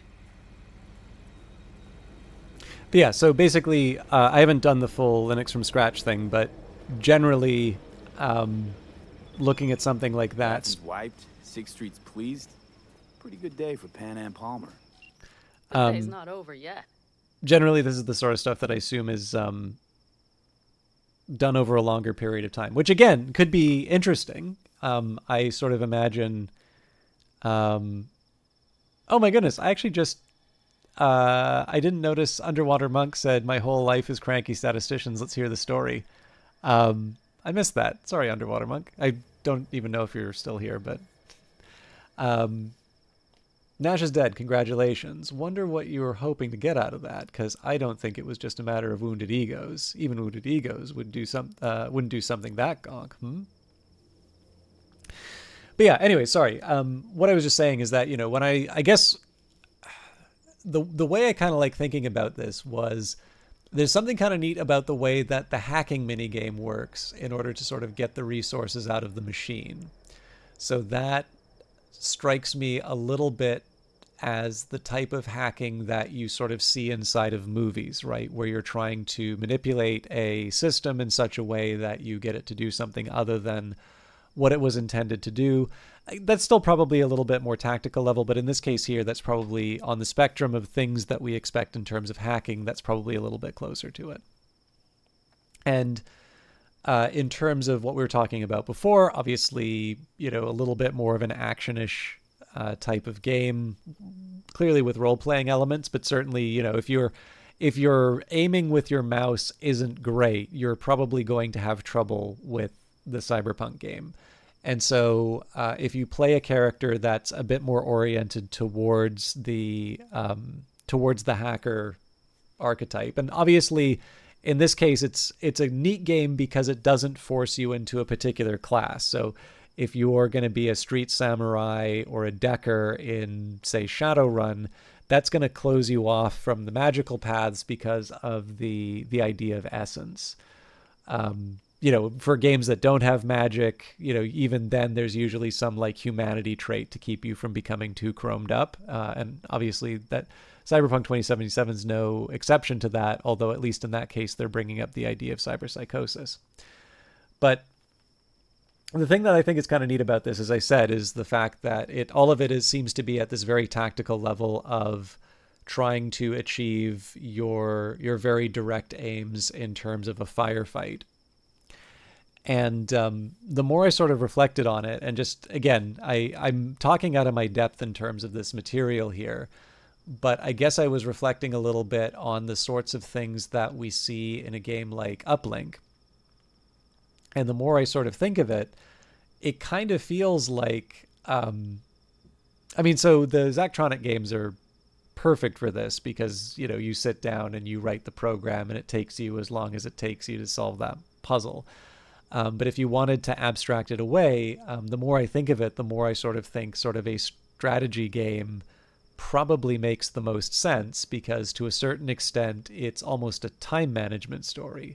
So I don't know. I'm trying to think like what are some in the case of the heist that I just described. You know, if you're going to be one part of the team, chances are one of the things that you're going to need to do is to go after some sort of object that's worth, you know, when divided among the number of people that you need to sort of pull off the heist, it's got to be worth the price, you know, divided by the number of people. And then, of course, at the premium of committing some kind of a crime, right? You know, presumably people don't do...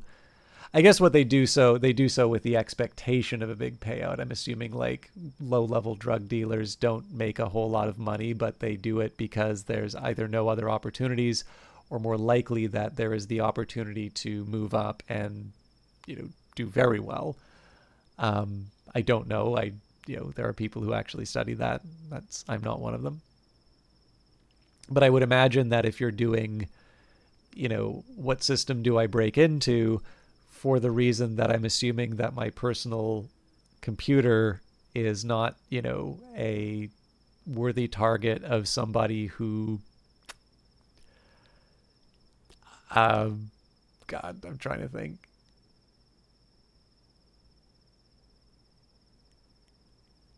I'm actually trying to remember if does anybody have any.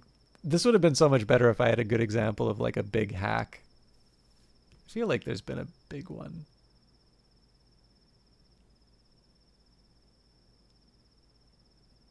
Okay, the Jurassic Park hack.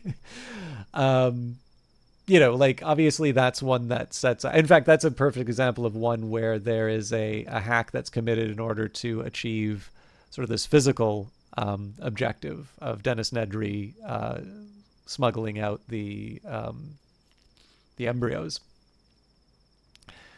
But yeah, like, you know, someone who's going to take the time and resources to do that, presumably they don't dislike me enough to erase my games.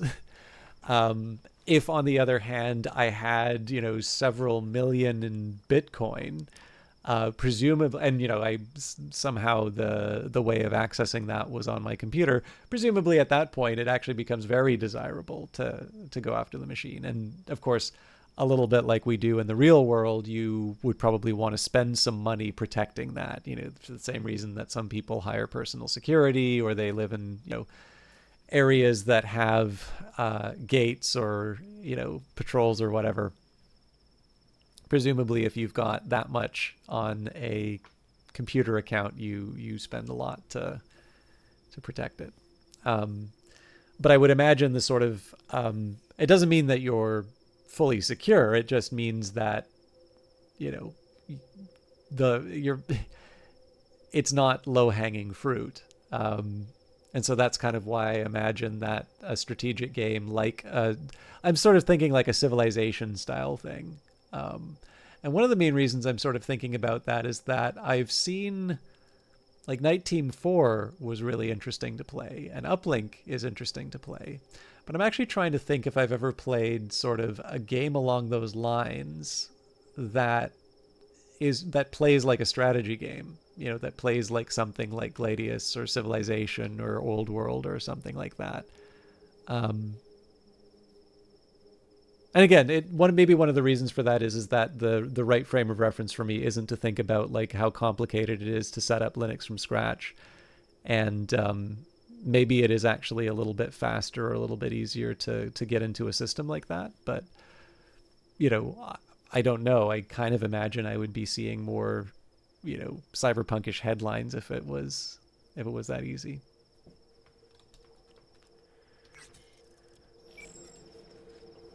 You still have a chance to piss me off.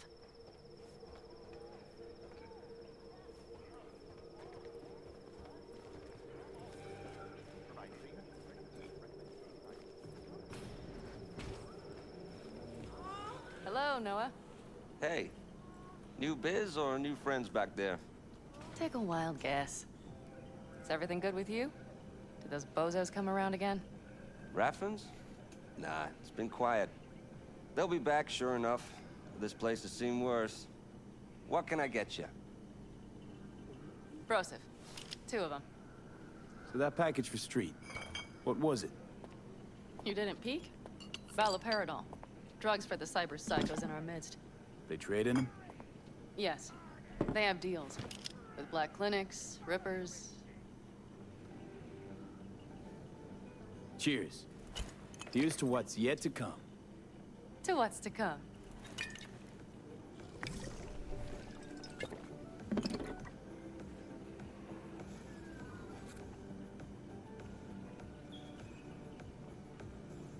Another one over here.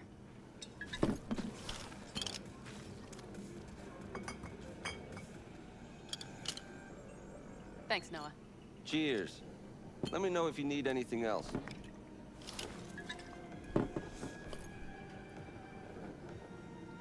The Aldecaldos. Think he'll ever go back? I mean, not right now, but someday? I don't rightly know. On the one hand, I don't have anyone outside the clan. Shit, I don't really know any other life. But on the other? Without my clan, who am I? Who would I become if I stayed in Night City? Could just start over again. That's what I did. Mm-hmm. For now, I only seem to be really good at burning bridges. Talking about Rogue? No, but thanks for reminding me.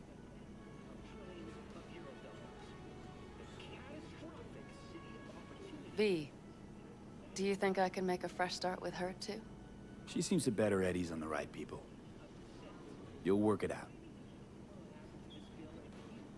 The Raffens. We done with them? Oh, no. The shiver cockroaches. One's never rid of them. But it should be quiet for a time. They'll need to gather their wits and dust themselves off. All right. Time we look to my needs. What's the plan for Hellman? I've come up with a plan.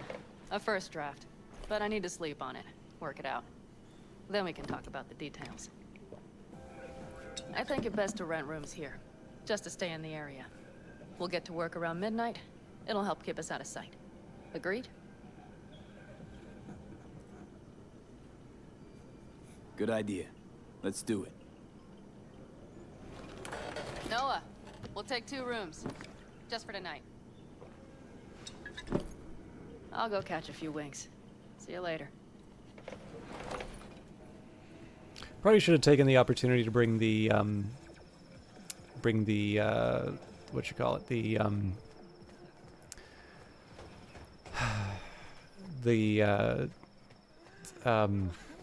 why cannot I remember the guys? Rash Bartmoss, the Bartmoss laptop.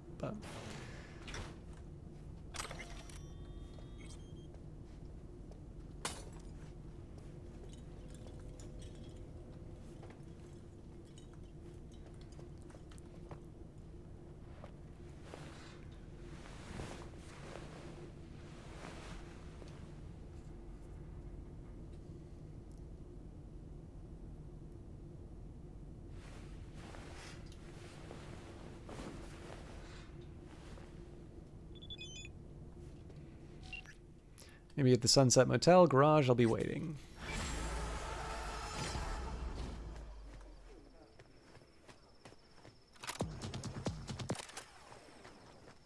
Yeah? What's up in the big world? Is it a glitch? You see Tanner lately?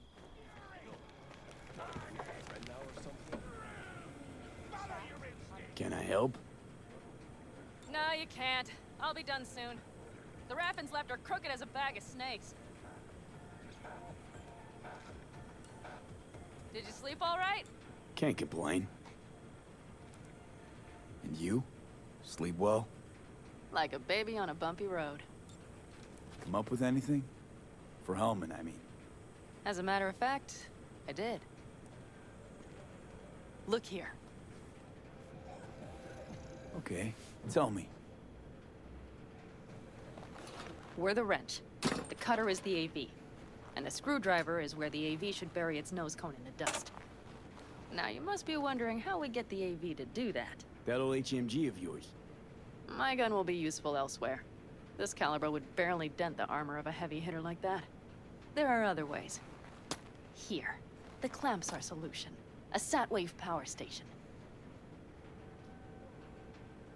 Power station. Wait, you want to use an EMP? Bullseye. But how? We can't generate that sort of pulse on command. Would you like to bet me? We drive up to the power collection unit, break in and override the controls, lift any limiters. As soon as the AV is in range, we set off the electromagnetic turbo pulse. This should smoke the AV So systems. the drive, nav systems. Communications. Everything. Out like a light. They won't stand a chance in hell. Aren't you, counting chickens?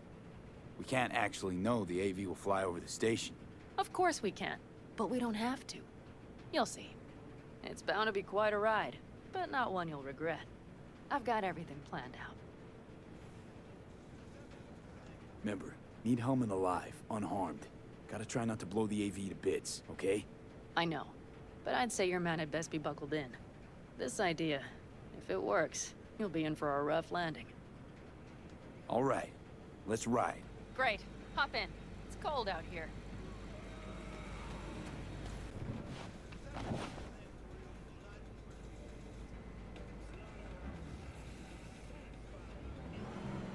Who owns this power station? Gov or Corp? Is there any difference? Who do you think pulls the government's strings? Hey, I'm just wondering whose toes we're about to step all over. V, look around. It is simple. Everything you see is owned by a corporation. You like to mess with the corpse, huh? Whatever gave you that idea? Or wait, scratch that. Rogue, Nash, the Raffens. You're on thin ice, V. You just like to mess with everyone. Well, then I suppose it's a good thing I'm on your side, isn't it? Mm-hmm. And now for something completely different. Weirdest thing you've ever transported. Go. What? Are we playing 20 questions? Come on, answer. The Deputy Finance Director of Kaukaz. That's chauffeuring, not smuggling. He rode in the trunk. Flatlined. Really? Dead? A long story. Maybe someday I'll tell you.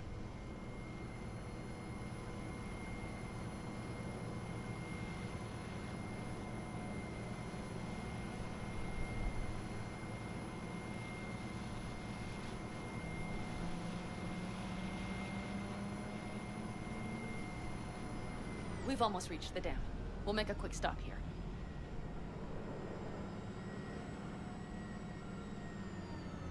We need to calibrate you with the turret. I want you to be able to use the gun, too. It should up our chances in general. Connect here. Do we really have to waste our time on this? We do. Unless you've already used one of these without help, while moving, while taking fire from all directions, and still managed to hit something. But somehow, I don't believe that's the case. So don't argue. Just connect. How should I connect? Personal link? How else? Just watch the jack. Sometimes you have to jig a little bit. Wired in. Wait a moment. Diagnostics first. Shit, it keeps giving me an error. Odd. Let me work around it. And now, Pan Am, here's Johnny. Out in the middle of bumfuck nowhere. Great work, V. Hey, I think your implant has a virus. The one in the nape of your neck. I've got a bioprocessor in my head that operates independently of me. Probably why your diagnostics flagged it. Mm-hmm. Okay. But no data will leak out of it through the personal link. Your ride's secure. Fine. I trust you won't fuck anything up. Okay. Here goes nothing. See that pile of junk? Fire a short burst into it. I'll take care of the calibration. Good. Next target. Single shot. Okay. Just one more. Longer round. Great. We're done, I think. Now that wasn't so bad, was it? Calibration's fine, but your soft could really use an update. Scanner, controllers, all a couple of generations back at least. There's better tech in the bargain bin at a kabuki flea market. I can help you with that, you know. Yes, sure. The most important thing is that it works now. So where's this power station? You will see in a moment. I know a spot. We'll have a decent view from there. I just want to be sure the area is clear. Sabotage a Corpo power station. Jump a Corpo transport. Kidnap a Corpo suit. Is this a plug for the word corpo, or do you have a point? Know what? You're starting to remind me of me. 50 years back. Minus the charisma. An impressive cock. Maybe we can just get along. Let me remind you, I want Hellman from me, not to stick it to Arasaka. This is life or death. My life. And let me death. remind you that Sokka and their fucked up tech is what got you here. Who gives a shit about motives? Ends justify the means, and right now your end is to survive.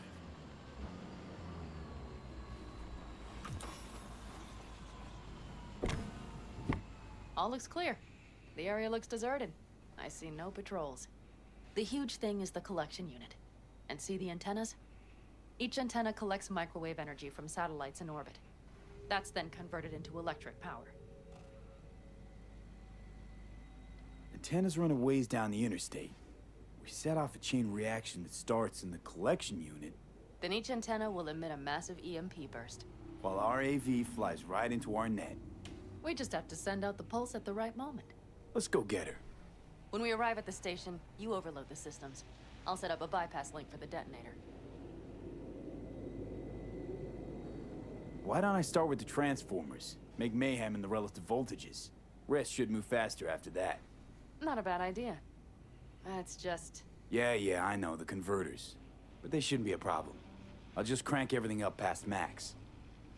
Seems we think alike. So what now? We wait. We should time our arrival to the AV flight plan. Got it. Good. Time to roll. Done anything like this before? Downing an AV? By myself? No. Why do you ask? Seems Rogue was right. Hey, back, Arbester. V. What? She said you were good, and she was right. Yes, I suppose she was. But we have yet to take the AV. So you might wait before you fasten a halo on her. Know what? Think I figured you out. Oh, you have you? Either pull off this mission, or prove Rogue wrong. Choose one. Fuck off. I will get both done.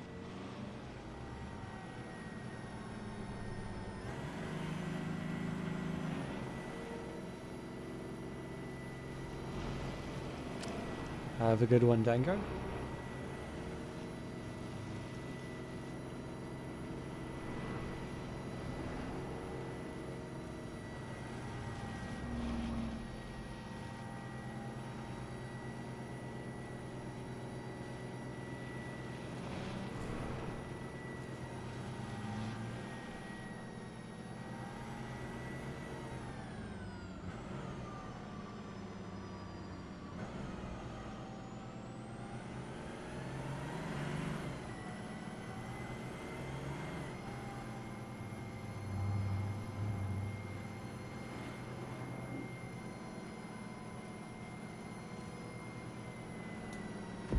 Okay, we'll be there in a moment. One last time. We drive in, fuck up the system, and get the hell out of there. Hold on tight. This could get a little bumpy. Get ready. Okay, I'm ready. Oh yeah, I think I got taken out by the drones on this one a couple times.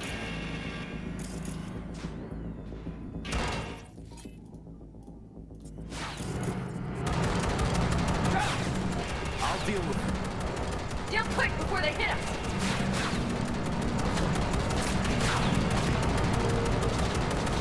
Get rid of those drones, V! Wait. Good enough. Is that all of them? Provided we hurry.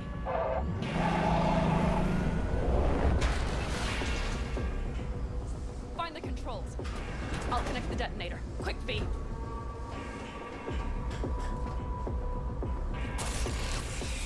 Ah, shit!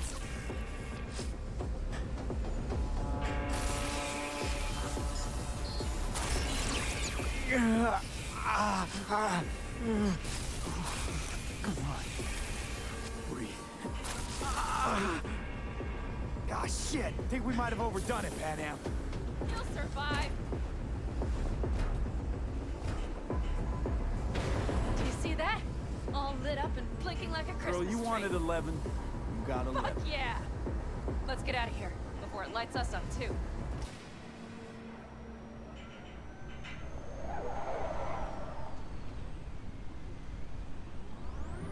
V, get the fuck out before something happens to the chip. Thanks for the tip. You know, I was just about to set up a picnic. Maybe lay out, work on my base tab. Watch out. The next one might... Johnny? Johnny?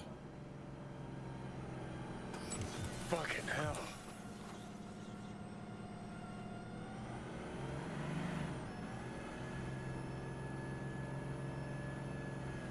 Okay, I'm fine. It's okay, it's okay, I'm fine, yeah.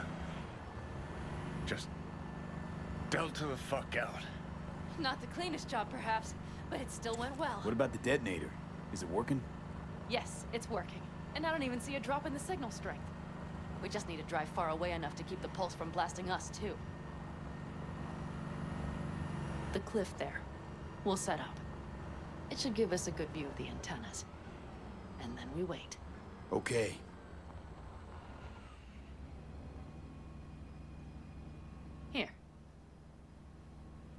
Always wanted to push the big red button on something like this. How do we know when? Don't worry, I'll have eyes on it. You just wait for my signal, then set off that pulse. They won't know what hit them. And by the way... What? We are about to knock a multi-million euro Kang Tao asset clean out of the sky. How does that make you feel? We only got one chance, Pan Am. Let's not screw it up. Fear not. I finish what I start. Always. Just noticed. What? It's quiet. The hum of the city, people's voices, the smells. It's all gone. Wind just intensifies it. Think I forgot quiet exists. Mm-hmm. Though maybe not the smells. I mean, the coyotes. Rather hard to miss. Thought that was just the air freshener in your Thornton. Ha ha. Screw you. You'd do better to focus on the AV. Keep your eyes open.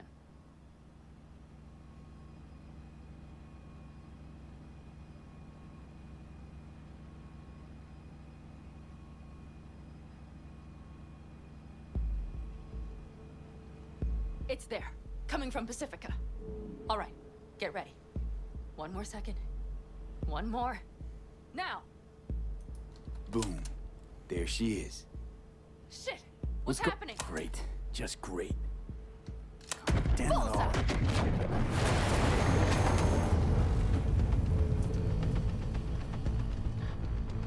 Pan Am, the engines are still running.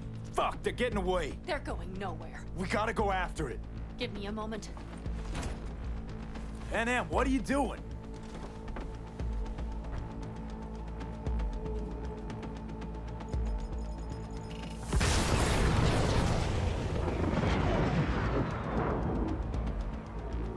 That's how you do it. It's losing altitude. We got the bastard. Let's go. We got it. No way it stays in the air after a blast like that. We either land or crash. You catch that? Over. AV, unmarked. Losing out. Fish! There? Scorpion! What the hell are they Finishing doing? up at the generators. Follow them. On my way in a bit. Battery Mitch, should sort Scorpion, itself out. It's Pan Am! Don't go near that AV! I repeat, do not approach the AV! On the way, or I'll start the party without you. It's Kang Tao! Wait for me! Or better, get the hell out! They probably want to help the survivors, without knowing it's corporate. They can't hear me! The pulse is interfering. Shit! I have 3 on radar! Drones? Yes, get ready. They're trying to slow us down. We won't let them. We have to reach Mission Scorpion.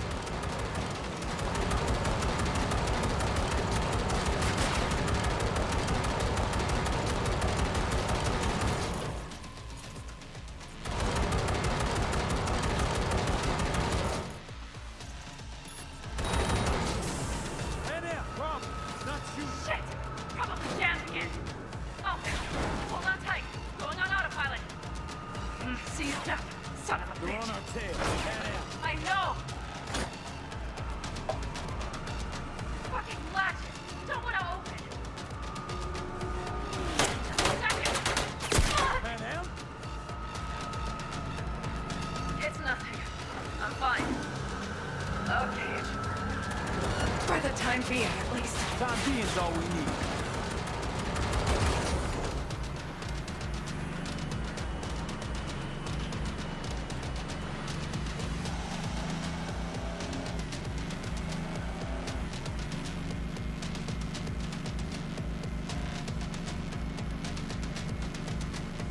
I was kind of like the setup for this one because, like, essentially, if you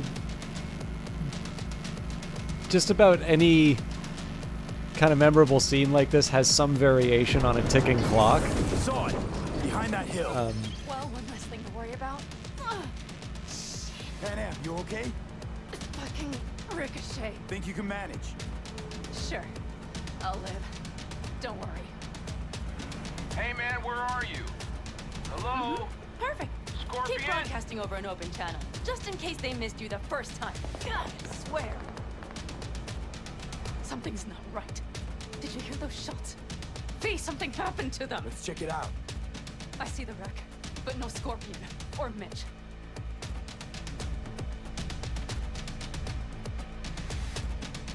Looks expired. Fuck it. V, connect to the drone. We'll scan the area. We have to get our bearings. Let's roll. You connecting to visual? Mm-hmm. V, if they got the Aldecaldos, if they got Mitch and Scorpion, I don't... I know. Connected. I'm in control.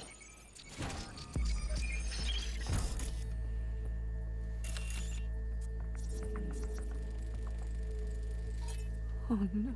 No, no. I'm sorry. Your clan?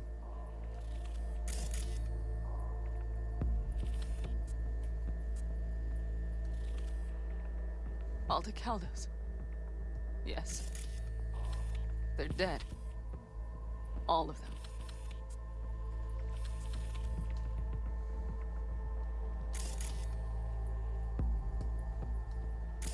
V, if they... Combat drones. Defense system is active.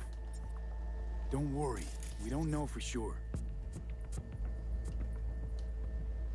They secured the area. They're waiting for reinforcements. Shit.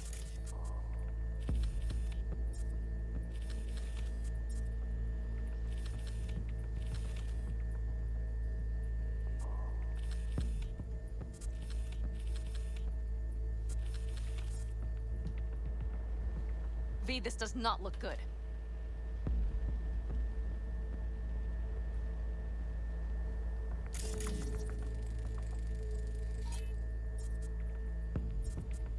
Fucking corporate rats. They've set up the launch. Mitch! He's alive! They have them! Can we take it down somehow? Maybe. But we have to get there first.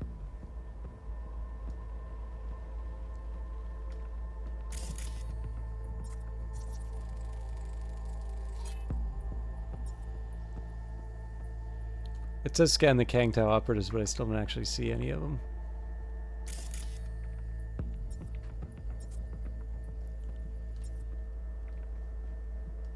I guess one way of fixing... No, maybe not.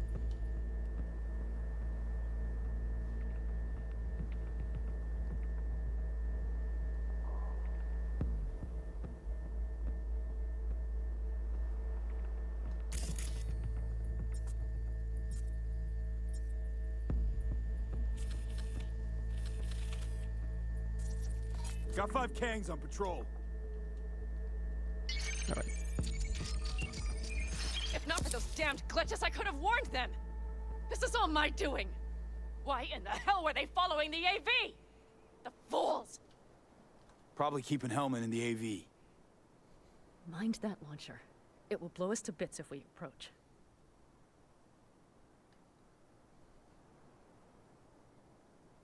Okay, here's the plan. You stay in the car. No, not so fast. I will go with you. Those are my people. Pan Am. Hate to break it to you, but you're hurt. Wait in the car. I'll try and take out the launcher. Fine. But I have Mitch's rifle. And we'll try to cover you from here. Good idea. Let's move.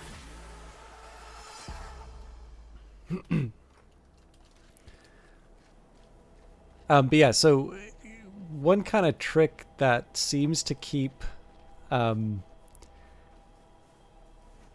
like it reward, there's like a different variation on it each time, but it always is very rewarding, is anytime you can sort of work in a ticking clock without it obviously being a ticking clock. So one of the most famous examples of this would be in an Alfred Hitchcock film, Notorious. And there's basically, it's kind of the famous MacGuffin where, you know, it's something to advance the plot, but it's never very clear exactly what it is. So in the case of Notorious, you have a sort of a woman who is hired to be a spy on, I don't know if he's assumed or just known to be a Nazi operative. I think she winds up sort of marrying. All right. Not great, but oh, and I can't. All right. This was a disaster.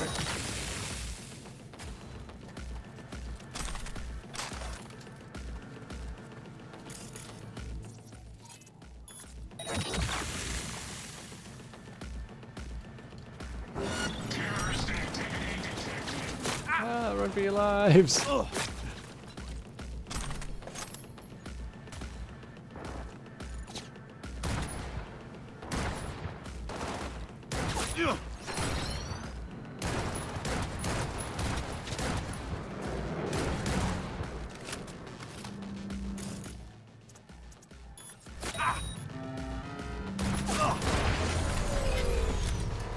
Cool. So there's a fairly famous sequence in it where there's a big ballroom. So the Nazi has a key to the cellar. That's sort of what they're looking to get, or specifically they're looking to get what's in the cellar. And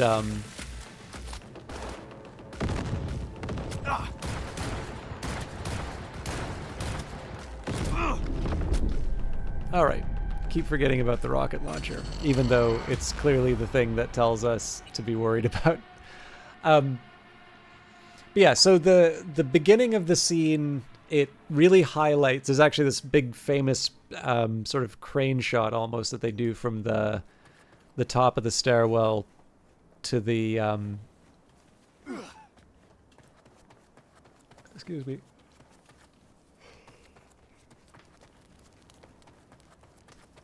To the key. She manages to get the key off of him, gives it to the agent, but the keys to the wine cellar and the ticking clock in the case of that scene is basically all of the guests drinking wine. And, you know, there's these, so there, you know, the operation in the cellar kind of keeps moving forward. They, let's see if I can calm it down.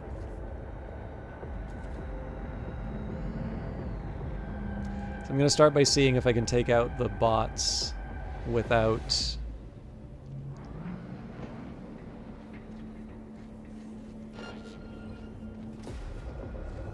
Okay, that's not an option.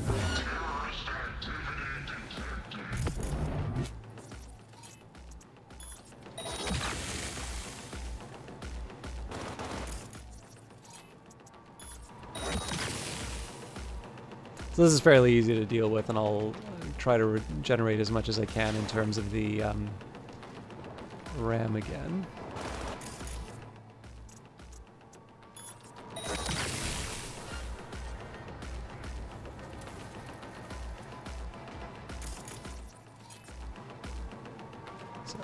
Take my time to get set up again. So yeah, so you'll have kind of this sequence of people sneaking around the cellar trying to find the thing that they need. Eventually they sort of find this they find this element inside the wine bottles. And on top of the main sort of ticking clock in terms of the wine being drank, there's a smaller ticking clock that you see as the agent is reaching into the back looking for some of the hard-to-reach wine bottles, and he winds up knocking over and sort of spilling one of them. So now... Should have paid attention to the alert about the missiles. So, you have him searching, and then you cut to a wine bottle sort of moving back. He's searching, wine bottle's moving back. It smashes, and of course, this is around the time somebody's going to start looking for a bottle of wine. Excuse me. So, of course, then he's spending the time cleaning it up, and essentially you've got the first pressure of, are they going to be able to get the mission done in time?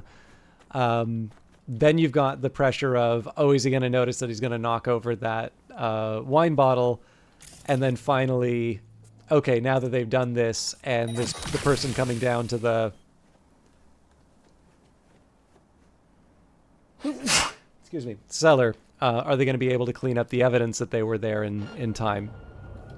It's a great little sequence, and like, again, it's an old movie. I think it's like 1950s, but it's very hard not to watch that sequence and, you know, feel anything other than just panic at, you know, at the stakes. But the thing is that if you watch that sequence and you kind of study it and see how it works, and again, sometimes you just need this stuff to sort of be pointed out to you to get the most out of it. But however you come to seeing how the sequence works, once you sort of know to look for this sort of stuff, you actually wind up seeing variations on it. All right, I think that's probably the turret.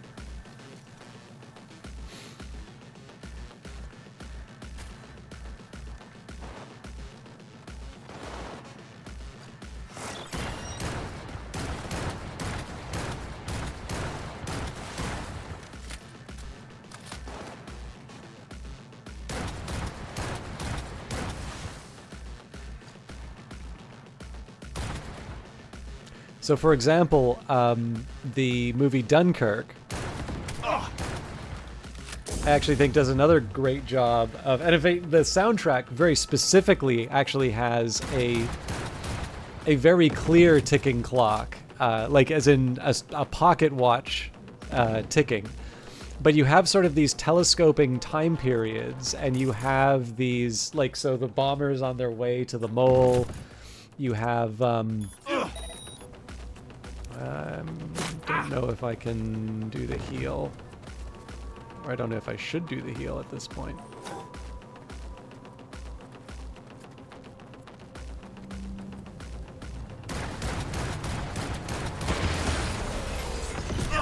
Ooh, not good, not good, not good. Alright, it's a little overkill, but...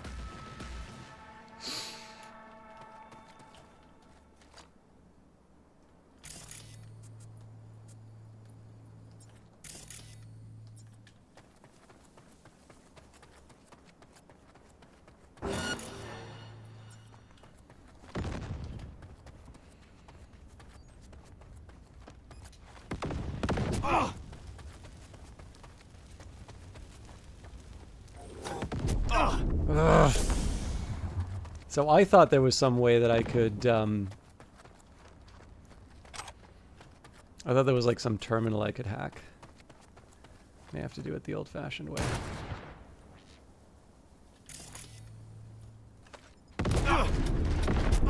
Alright, I'm calling nonsense on that. I'm definitely going to need to learn... Like, I've clearly taken this out before, but I genuinely don't remember how it's done. But yeah, anyway, so, you know, from Notorious to Dunkirk, once you sort of know to look for it, you'll find it anytime. But even it's to a point now where it's almost kind of like the ending of Casablanca, where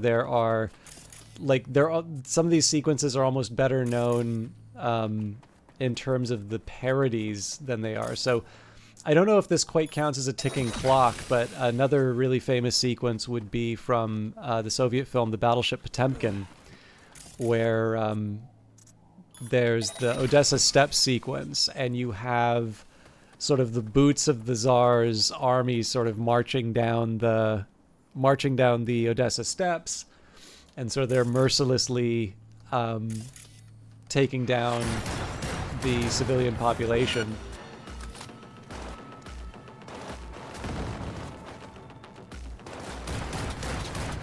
Yeah, so that's clearly, I mean, that's a liability to me, but that's not doing anything to that machine.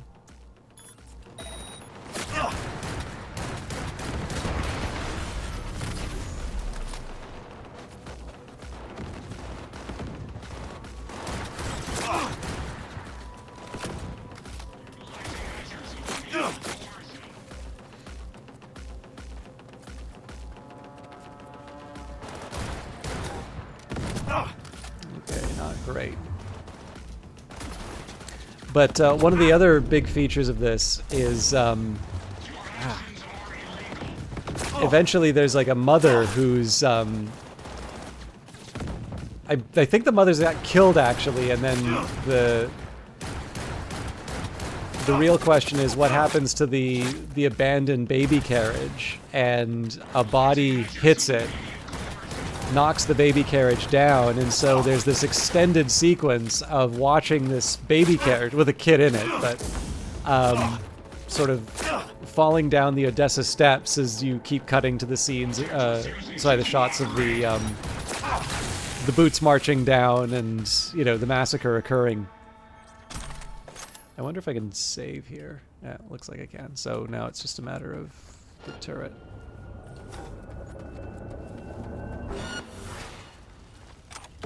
Alright. Greed will be my downfall.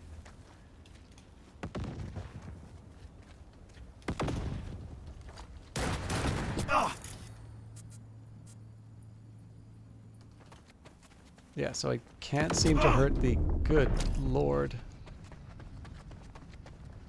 So I'm curious if this buys me safety. Seems to me like I need to do something to get closer to the...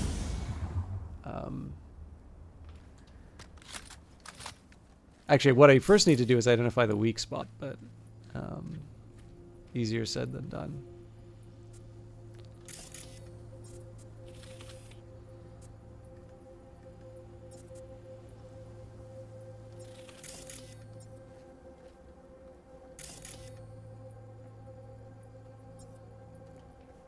So I wonder if I just leg it to the console.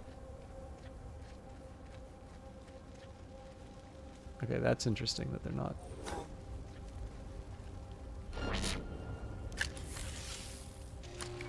Easy as that, huh? Path's clear. I'm coming for you.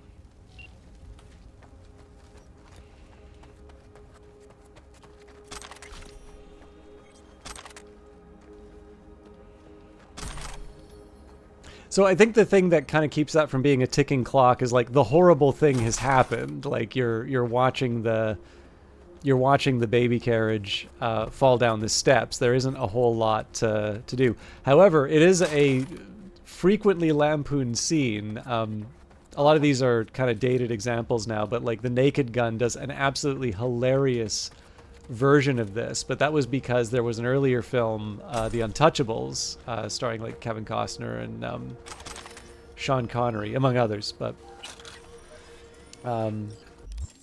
sorry, I need to clear out the backpack. But it actually, so if you haven't seen it, definitely, it's pretty easy to find on YouTube. Definitely look up the sequence from The Untouchables. But if you do look that up, make sure you look at I think it's actually the opening scene for one of the Naked Gun movies. Because I think they just do I think the version that they do of the sequence is, it's good. Like I actually in some ways find it slightly more, I personally find it a little more pure than the Untouchables, because the Untouchables is very directly trying to reference the it's obviously trying to reference the Odessa Steps sequence, and I always feel a little unsure whenever there's a kind of this self-conscious reference being made. Like, I don't usually like it when films sort of draw attention to themselves. I particularly don't like it when they draw attention to the filmmaker's tastes or their familiarity with other things. So this is why I find Tarantino movies pretty tedious in some cases. But all right.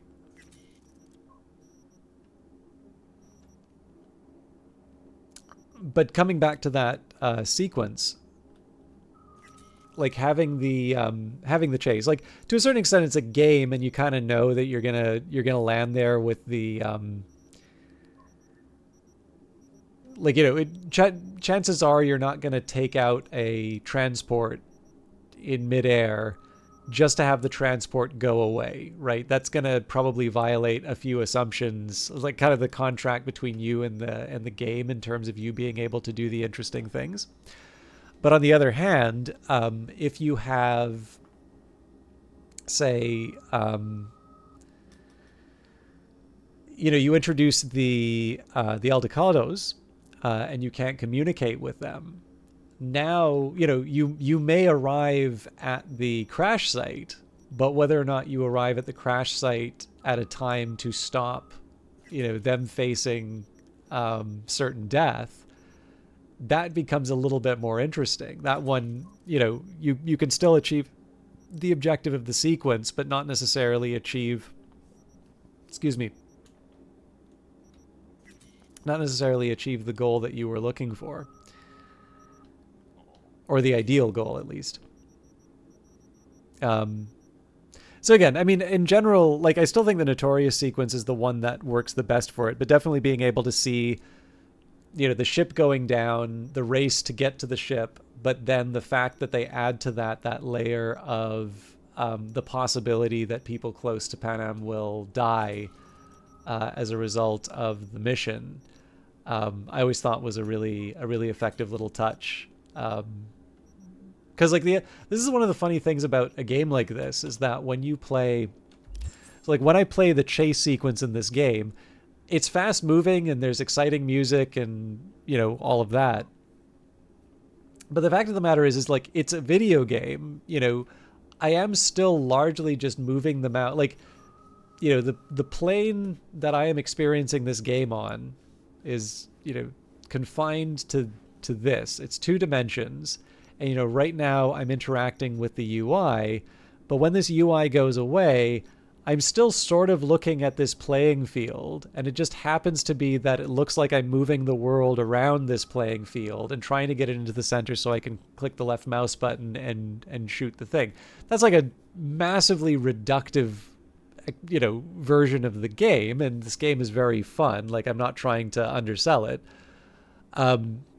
But it is kind of worth saying, like, just because there's like an engine revving in the background and there's lots of motion blur, it doesn't necessarily mean that I'm going to always be invested in what's happening on the screen.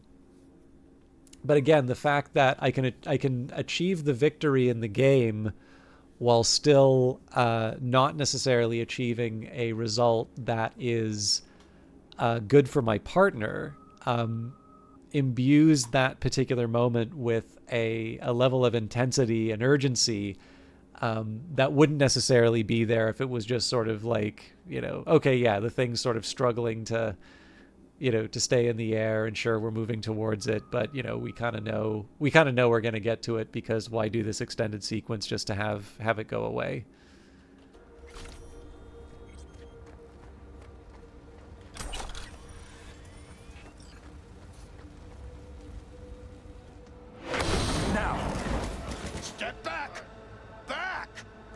Your weapons, or I'll shoot.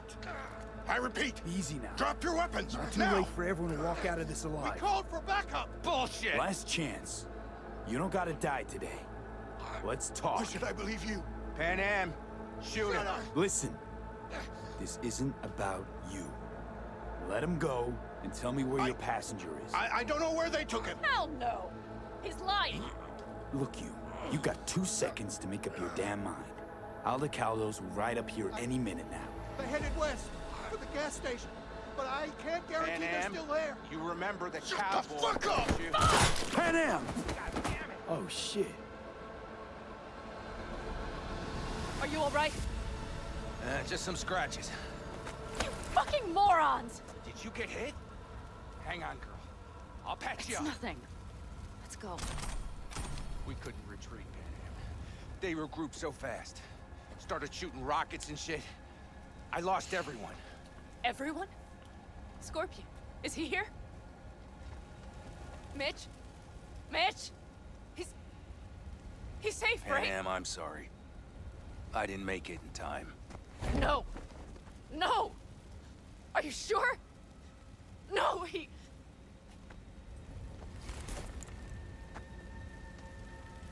Scorpion, the rest. I'm sorry we didn't get here sooner. They were good people. Great people. They didn't have to die here. I should have stopped him. I tried. He wouldn't have listened to you either. Never was much of a listener. Stubborn bastard. I'm guessing since you were out here for the AV. The question is, why? I need the man who was riding this AV. Pilot said they headed west. Yep. Took him with them. In our cars.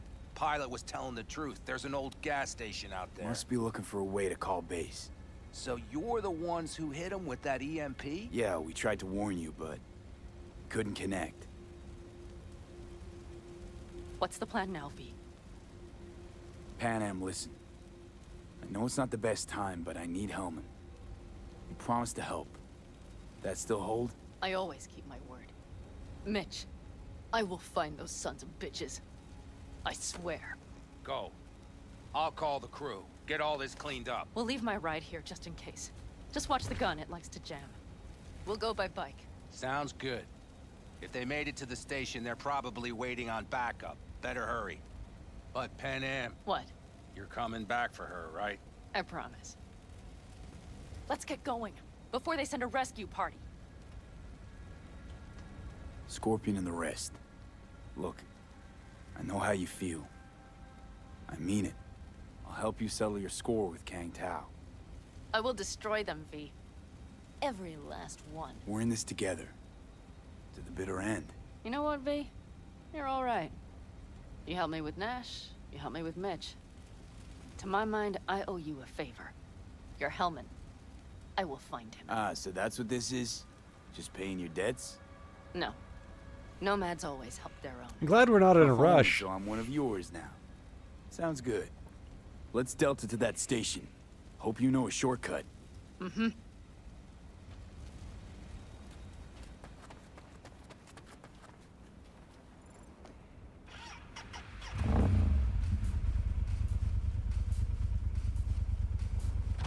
Scorpion said I would hate that city. You read that well? Probably better than I know myself. He said when I'd had enough of the city, we would get ourselves an RV. Then we'd stock up and hit the road. Crater Lake. That was his big dream. Heard it's beautiful there. And that Ryan Deemer's car is rusting at the bottom. What? Who? That corpo stole some sort of prototype. Think it was Militech. You don't remember? Anyway, chased a guy through 3 states, only to fish his body up out of the lake. Killed himself? Doubt it. Think they hit him with a virus. Anyway, lost control.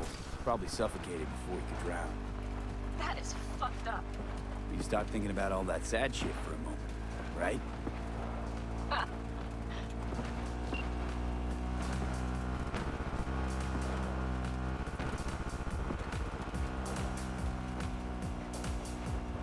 Okay, covering you. Drones, patrols. Definitely set up shop here. I see. They must have Hellman locked up somewhere. Gonna puke? But V, see that? The pumps look pretty good. Not what you would find if the place were closed. The bastards might have managed to call for transport. We'll know soon enough.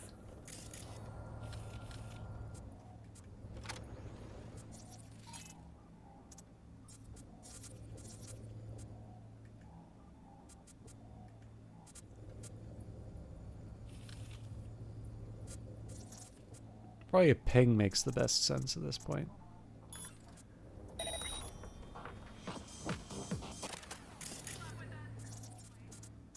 Not that it helped.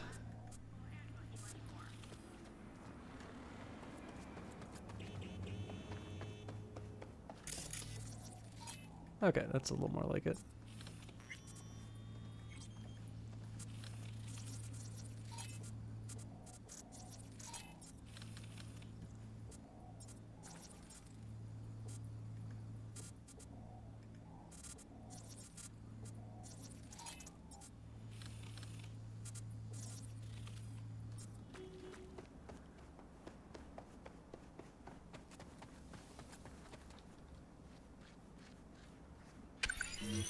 Oh boy.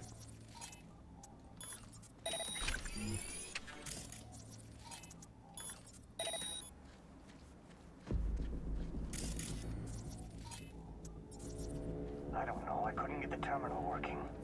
Not even on broadband?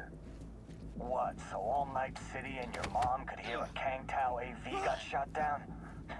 They tear our balls off for that one.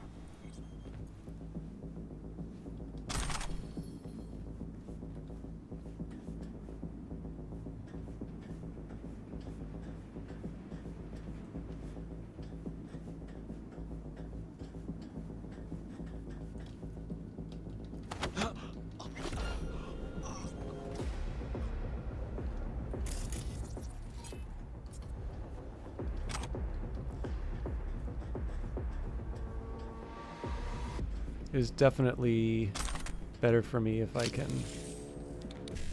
do this by stealth. All right, 7A FFBD. Not in the cards. So 7A 1C. That doesn't get me to another 7A. So if I did BD 7A. Yeah. And then if I try 7A 1C.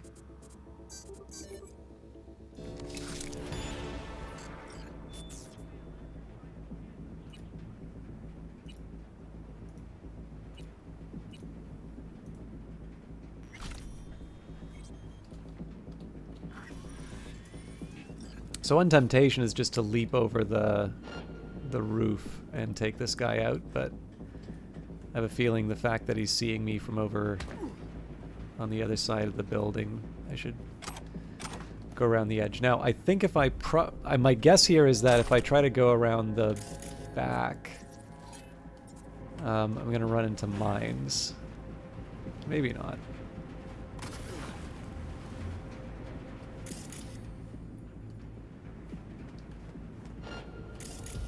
Okay, not great, but I'm gonna take my chances. Okay, looks like I'm not being traced.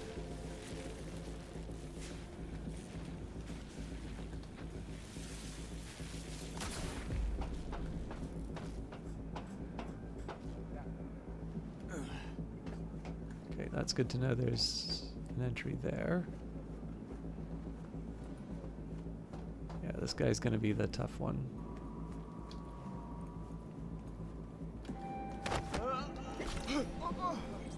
Cool.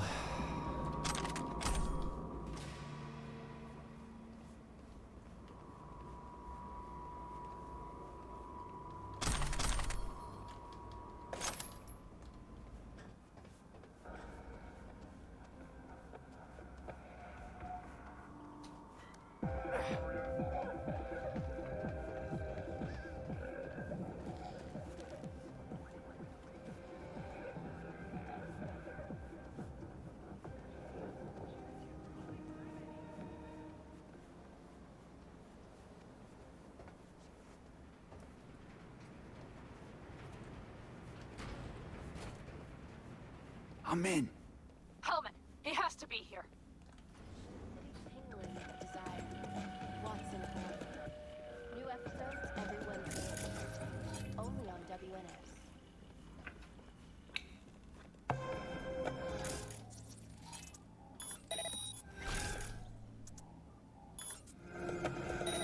Oh crap. I don't want to have to do system collapse, but I'm reserving the option.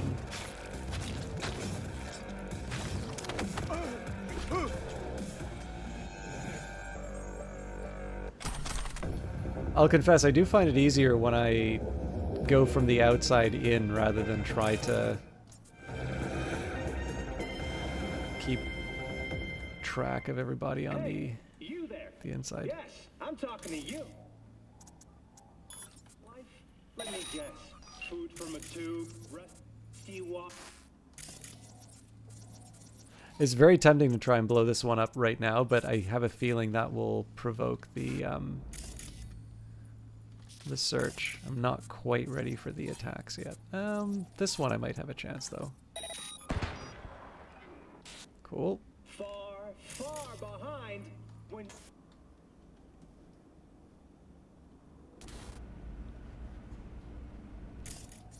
Okay, that's good to know.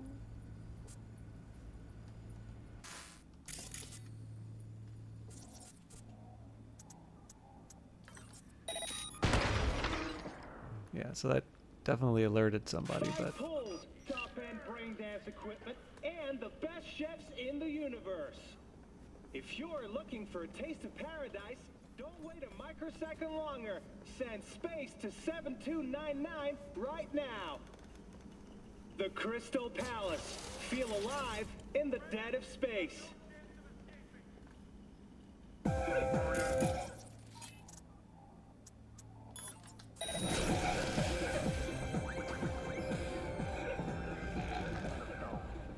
Was encrypted. Maybe it's not Nomads. Then who? I don't know. Old employers of that one up. Shit. If it were them, they would have sent a whole unit. And we wouldn't be here talking about it either. Know where they're keeping Hellman. Going in. Okay, covering you.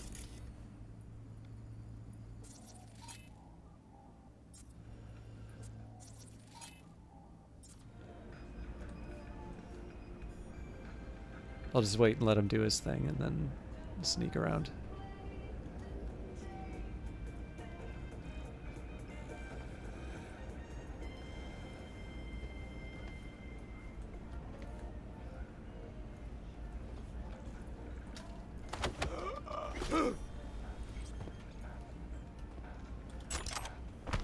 Okay.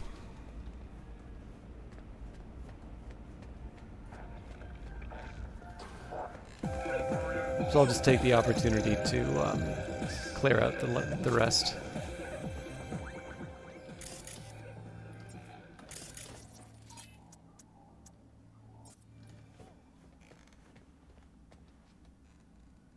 Huh.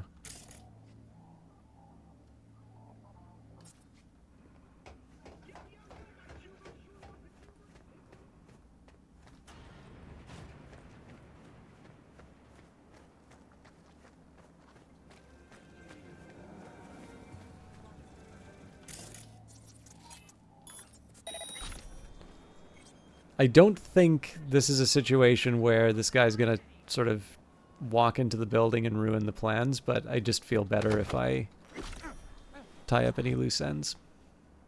Plus, loot.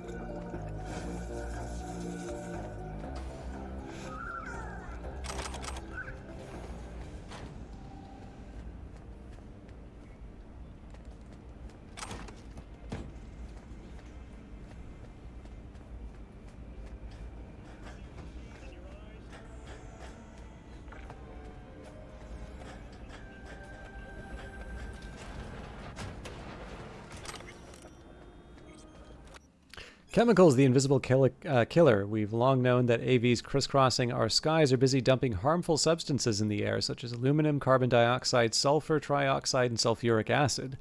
Studies have also revealed the presence of dead red blood cells in E. coli, as well as sodium chloride, table salt. Now, you don't need a degree in science to know the harm these substances can wreak on your body. We found that sulfur compounds can lead to cancer, heart disease, and other illnesses arising from a weakened or even damaged immune system. They can also lead to spontaneous dental hydroplosion and acute meningitis.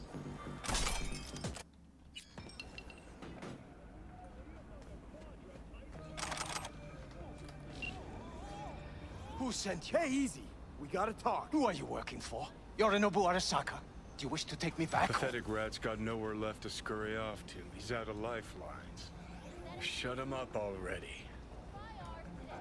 Not a fan, I take it. You haven't found a fan in him either. Motherfucker doesn't know who to be scared of more, you or Arasaka. Don't take this personally. Seem to recall you were gonna tell Takamura when you got Helmet. Just a sec. I'll call him. Just remember, you have Helmet, and that's one hell of a car. Try to win something with it. Takamura saved my life, remember? Because it was in his fucking interest to do so. Still just Biz. He's no friend of yours. Takamura, good news. Got Helmet. Alive? What did he say? Alive. Not too talkative now. Taking him to the Sunset Motel. I will come to you. Keep him there until I arrive. You got it. See ya.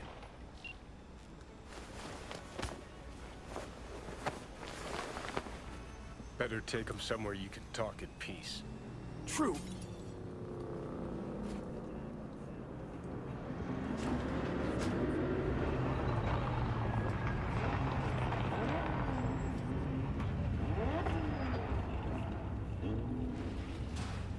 Looks like your new Chimbas are here. Is that him? Sure is. Take him outside. Toss him on the bike. Stay right there. The cavalry has arrived. Mitch gathered together a few Eldekalans. The road was clear. I don't think we were spotted. We would still do better not to hang around too long. What do you plan to do with him? Just gotta ask him a few important questions. I sure hope you get some important answers. Saul. Everything's done here. All clear. I heard Mitch is alive thanks to you. Thanks to V and Pan Am. They both saved my ass. I just hope he was worth it.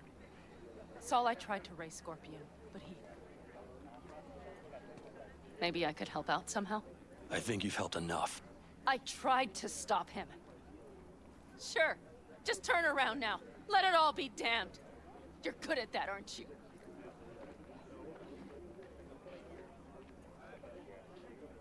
Let's make this quick.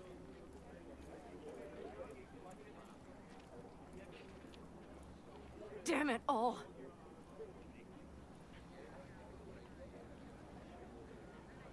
Hey, don't worry about Saul. He'll get over it. I don't give a damn. But he gives a damn about you, Pan Am. As soon as he heard what had happened, he ordered us to follow you. He was worried something would happen Saul? to you. That was his? Look, maybe you two don't see eye to eye at the moment, but you're family, and Saul will do anything for family. The thing is, am I even part of the family anymore? You know you are. Come back to us.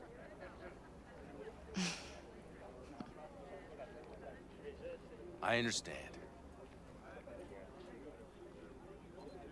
Sorry you had to witness that. Things just get complicated. Dramatic sometimes. But I will manage. And you look out for yourself, all right? So, what now? Back to Night City? Yeah. I mean, I think so. I have to sit and think. About everything. Think that's it. Until next time? They're coming. You got a minute. Let's move! Until next time. Take care of Scorpion's bike. It's yours now.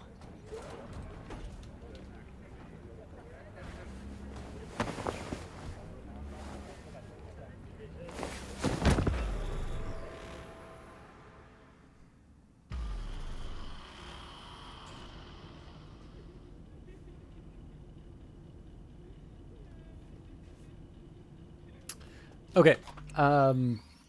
I know this sequence. Eventually, Takamura gets involved, and I've been sitting in silence for a little bit. And I also need to wrap up for today. So I think what we'll do is we will start. We'll start next week with a sequence, and then probably move forward. Now, the fact that we're bringing Takamura in probably means that I'm gonna, lean against the. I think it's like lean against one of the rails in Japantown. Anyways, there's a second path. However, I think Pana may also be the the thing that opens up one of the side quests as well. So one way or another, we'll see what opens up. But the general approach I'll take on here is that as side quests open up, so things like for fixers, those will be sort of the first priority, just so I can get them done. Side quests that aren't sort of the solid yellow dots will be sort of the secondary objective, and then once all of those are clear, we can get back to sort of the main quest line. At least that's roughly how I plan on doing it for the next little while. Thank you everybody for watching. I will take a minute here just to see who is online. I got nothing. All right, so I'm just gonna sign off for tonight. Yeah, sorry for being a little more quiet than I wanted to be. I will be back on Monday to hopefully wrap up Ace Attorney. For those of you who are looking forward to more Cyberpunk, that will be next Friday. And then I'm not 100% sure what Wednesday will be if I wind up, finishing Ace Attorney. But I'll figure that out at the time. Thank you very much, Revive Snow. I hope you have a nice weekend and looking forward to catching one of your streams next. All right, have a good night, everybody. See you next one.